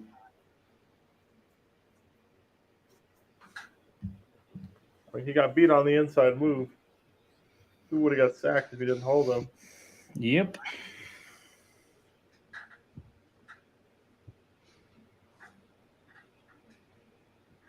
There it goes, 2nd and 10. Mahomes drops back, steps into the Oh, that's a pocket. good play. Another fucking Yo. drop. Yo, I don't think that's a drop. that's CJGJ. I don't think that's a drop. I mean, he probably could have done better, but also I think CJGJ made a play on the ball. Yeah, actually, no, that's a great defensive He play. didn't drop that at all. That got poked out of his hands. That's that's an amazing swipe at the ball. Wow. 3rd and 20. 3rd and 20. Mahomes. They don't get this. I low key punt it. Mahomes drops You back. have to. Yo, dogs. Oh my. Oh These guys- my god, Yo. bro! What is? I Here's love the bad football. I love it. Murtaza, like how tiny was the window on that throw? Like the one that would have resulted in a catch. Guy just threw into double I don't coverage. know, man. What is he doing? Yo, show me a shot with the rest of the field. I need to see every other read that he turned down to make that throw. I think that's to a also just rookie. underthrown. I Yes, think it was had bad. him. But that's the thing is, the thing is like, that's what I'm saying. I don't know how big the window was to catch him because Wait, he why had are a they corner. going for this? 4th and 20. I think they're gonna. Whoa! It makes no sense to burn a timeout here. They're running this play. There's a What? false start. It's a false start. Yo, they really saved themselves from the. False Yo, start Mahomes at the right signaling. tackle. Mahomes is saying, run it again." Yo, are they looking at it like? Because the thing is, right? Whether they punt it or they turn it over on downs here, they need to get a 3 and out. So I guess they're saying like we have to get a 3 and out anyways. If we get it off this not working, Yes, but So- if they turn it over here, they're probably getting it back down 4 points. I guess they don't really give a fuck about that shit. I would, considering you're going to have no timeouts to either go the length of the field or pull up for a So- field goal. The reason that I would as well is because I don't think there's a high chance of you converting this, but they're Andy Reid and Mahomes, so they're probably Andy arrogant Reid as to fuck go. about this. Drops back. Mahomes airs it out. Let's see. Ah, he just dropped. Yo, it went off his receiver's hands. It really went off his receiver's hands. He dropped it. Sky Moore, the bum. Yo, Taza, we have a Bears question. Do you blame? It's definitely both, but like I would say realistically, I would go 60-40. 60 towards Nagy, 40 towards Trubisky. Because although Trubisky wasn't good, we could have done better because Nagy just wanted to run this air raid type shit, like make Mitch like a pocket passer, but you could just put him out in play action, get him some runs, But yeah, this guy's a bad football coach. It says this man needs better gloves or need to practice ball catching on Monday at 6 a.m. First of all, catching the ball is one thing. Ball catching is a pause. Pause. But yeah, the Monday 6 a.m. Yo, look at this guy. Look at this proper football fan reaction. Yo, get up at 6 a.m. and practice. Fuck your sleep as an athlete. Hey, thoughts on live betting the Chiefs here? The what? Thoughts on live betting the Chiefs? What is it plus what? Let me see. Okay, right now. I had that 2019 team going to the Super Bowl. I think Murtaza said the same thing. Yeah, especially after that 2018 season. 100%. Yo, Leon, what's your team? Also, anybody else in the chat who's watching this, put your teams in the chat. I'm curious. Hey, plus 500? Yo, plus 500 is decent. I might do it at plus 500. But the thing is like, so what do you need? You need a 3 and out or if anything, yeah, you need basically a 3-and-out, and then Mahomes to go down the field in roughly This is why I would have punted it, bro. minute 50 seconds. Or they could just get a field goal here, and then the Chiefs get a touchdown. I understand that, but that's why I would have punted it. No, Peter has the right outlook about this. I just know why they did that dumb shit because it's Mahomes and Reed. Bro, I really feel they could. We got Patriots fans out here. Okay. Hey, Leon. Yeah, I know Leon, bro. I thought that team was gonna win the Super Bowl, bro. I was like, after that 2018 team, it just didn't go our way. Hey, man, it happens. That's life, man. Look, What's I know 600 now? Should I do it? But if the receivers can't catch the ball, there will be no comeback. Yo, fuck it. Just don't put like $2,000 or something on it. But yeah, go ahead, bet that. You know, I'll just quick little $5. Who cares? Fuck it, man. It's $5. Gamble responsibly, people. Gamble $5. You can't go broke gambling $5 if you're not broke already. Facts. Wisdom of the day. Yo, Time out. Yo, shout out the refs and the offensive line, man. Get those extra yards pushing the pile. Jez, it's I'd say it's still very slim because the thing is, like, the Chiefs make a lot of comebacks. I don't think this is the Chiefs' comeback arc going on right now. I think that they're pretty low, but the odds that they're offering Murtaza and for bet $5, it's not bad. But like, I don't see this happening because like they got 5 yards on first down. They got 2 downs to get 5 yards. I low key think it's gonna happen. Especially, and the main reason I say that is the offensive line. I don't like what the play caller's done with this game. Obviously, I don't think Goff is going to do it. I don't even rate Montgomery like that. I just think the line will do their job. All right, 3rd and 2. Game on the line.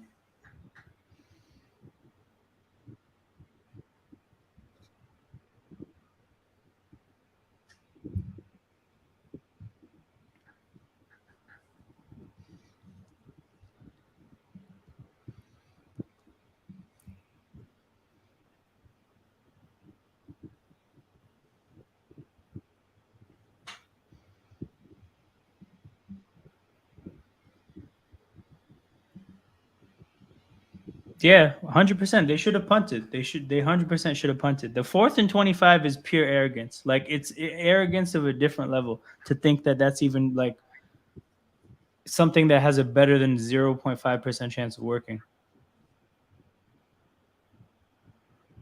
3rd and 2. He got it. Bro, offensive line did their job. Offensive line did their job.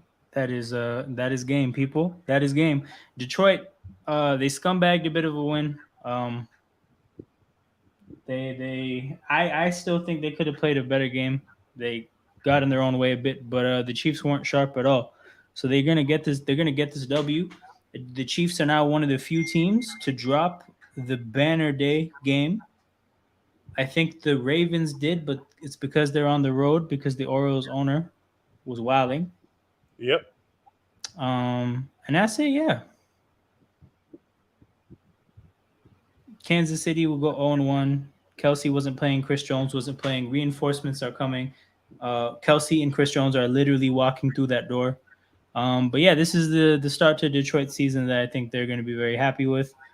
I don't think they played the game that they as good of a game as they could have. I think that definitely if they get Gibbs more involved, when they get Jameson Williams back, they will have a much better performance in them.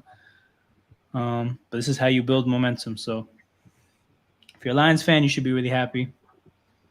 If you're a Bears fan, you should definitely want to go beat up on Green Bay on Sunday. If you're a Packers fan, probably shouldn't watch this season. Peter, a Packers fan left about 7 comments underneath my NFC North video criticizing what me and Murtaza had to say about the Packers. And he refused the invite to appear on the channel. What is the problem with what you had to say about the Packers? What did you say? So we said that basically so he had an issue with certain things we said. One of the things was talking about how I don't think they'll do well because they're really, really young. He took issue with, I think, Murtaza also just talking shit about the Packers, which like fair enough. And then one of the comments that I made in passing, like not meant to be like a very serious, well thought out thing. It was like I just kind of mentioned in passing that like the fact that his teammates are saying like really strongly exaggerated comments about his greatness to me doesn't feel right. Like one of his teammates came out and said he thinks he's going to be a Hall of Famer, and I was like, that's a little bit wild because I feel like it's a commonly understood thing in sports is that you just like you don't put expectations on young players randomly. You kind of let them just like grow into those kind of expectations. You don't try to like put the pressure on them early. You let them play, right? The Yeah, I fact see that what like you're saying. they're just talking like this, I'm like, this does not feel right. I don't like how this looks. I wonder if there's an like an ulterior motive to like maybe psych him up and get his confidence going, and like if you try to read the tea leaves, like what could be happening behind the scenes to make them feel like that's necessary. But I just looked at that as like a, hey, this kind of feels weird to me. This kind of looks off to me. And he was just like talking about how ridiculous that was. And it's like, if you took that to be me making like a very like well thought out, like serious point, then I understand thinking it's ridiculous. Cause at the end of the day, like, yeah, it's just guys talk like gassing their teammates. But yeah, like, yeah, he was just like very critical of what we had to say, and he's like, yo, it's gonna be so much fun to come back and look at this. And I'm like, fair enough. But he did not accept my invite to get on the stream. So it'd be like that. Keyboard, keyboard warriors, man. None of these niggas are really trying to sit down and actually talk about what they claim to be upset about. 100%. Yo, there's a Jaguars fan that also kind of said a similar thing. But I asked him to come on the channel. He said, yeah, like when I free up, I'd love to be there. So that's what it is, people. On this channel, if you want to show up on the channel, let me know. I'm open-minded to it. If you wild out on the channel, I will remove you expeditiously. I have my finger on the remove button. To the way I just got Murtaza out of here with the swiftness, yeah, I could do that to anybody. So um, it's like that, bro. Bro, It's like the that. thing People is, can make their appearances. If you yeah, feel like anything we said is like outrageous or that you want to respond to it, the platform is open. I don't look at this like community or this channel as like let's have a bunch of experts on the panel that just like disseminate knowledge to the viewers. Like I think like back and forths and conversation is like the best part of sports. So it's like that's what this is about. If you disagree, that's cool. We can talk about it. If you're just going to be stupid about the fact that people feel differently than you, frankly, just like leave the internet alone because it's not going to be a good place for you. bro, like the thing is, I usually talk shit crazy about the Packers, but Yeah. I didn't even say anything too tough. Because like at first, like when I used to do it before, it was coming out of spite because they were so much better than we were. Yeah. But like I don't even feel like that anymore. I know they're like worse than us. I don't feel like the only reason I care about them is because we're gonna beat the shit out of them this week. Yeah. But other than that, I could care less, bro. They're gonna be a bummy team. So Leon, right? They still should have, right? They absolutely should have punted. But like, I mean, clearly it didn't look like they had a whole lot of faith in their defense getting that stop. It wouldn't have mattered in hindsight considering what happened. But yeah, they 100% should have punted the ball. It's egregious to think that you have it's worth the risk of potentially having to go get a touchdown instead of a field goal. It's worth that risk to give yourself a chance to get 25 yards on fourth down. That's insane. Chiefs decision making is in the bin. Well, what a way to start the season. 100% people. That was a good start to the year. It was a good first watch along for an NFL game on this channel. We talked about a lot of things. We talked about travel plans to Arizona from Ventura, California.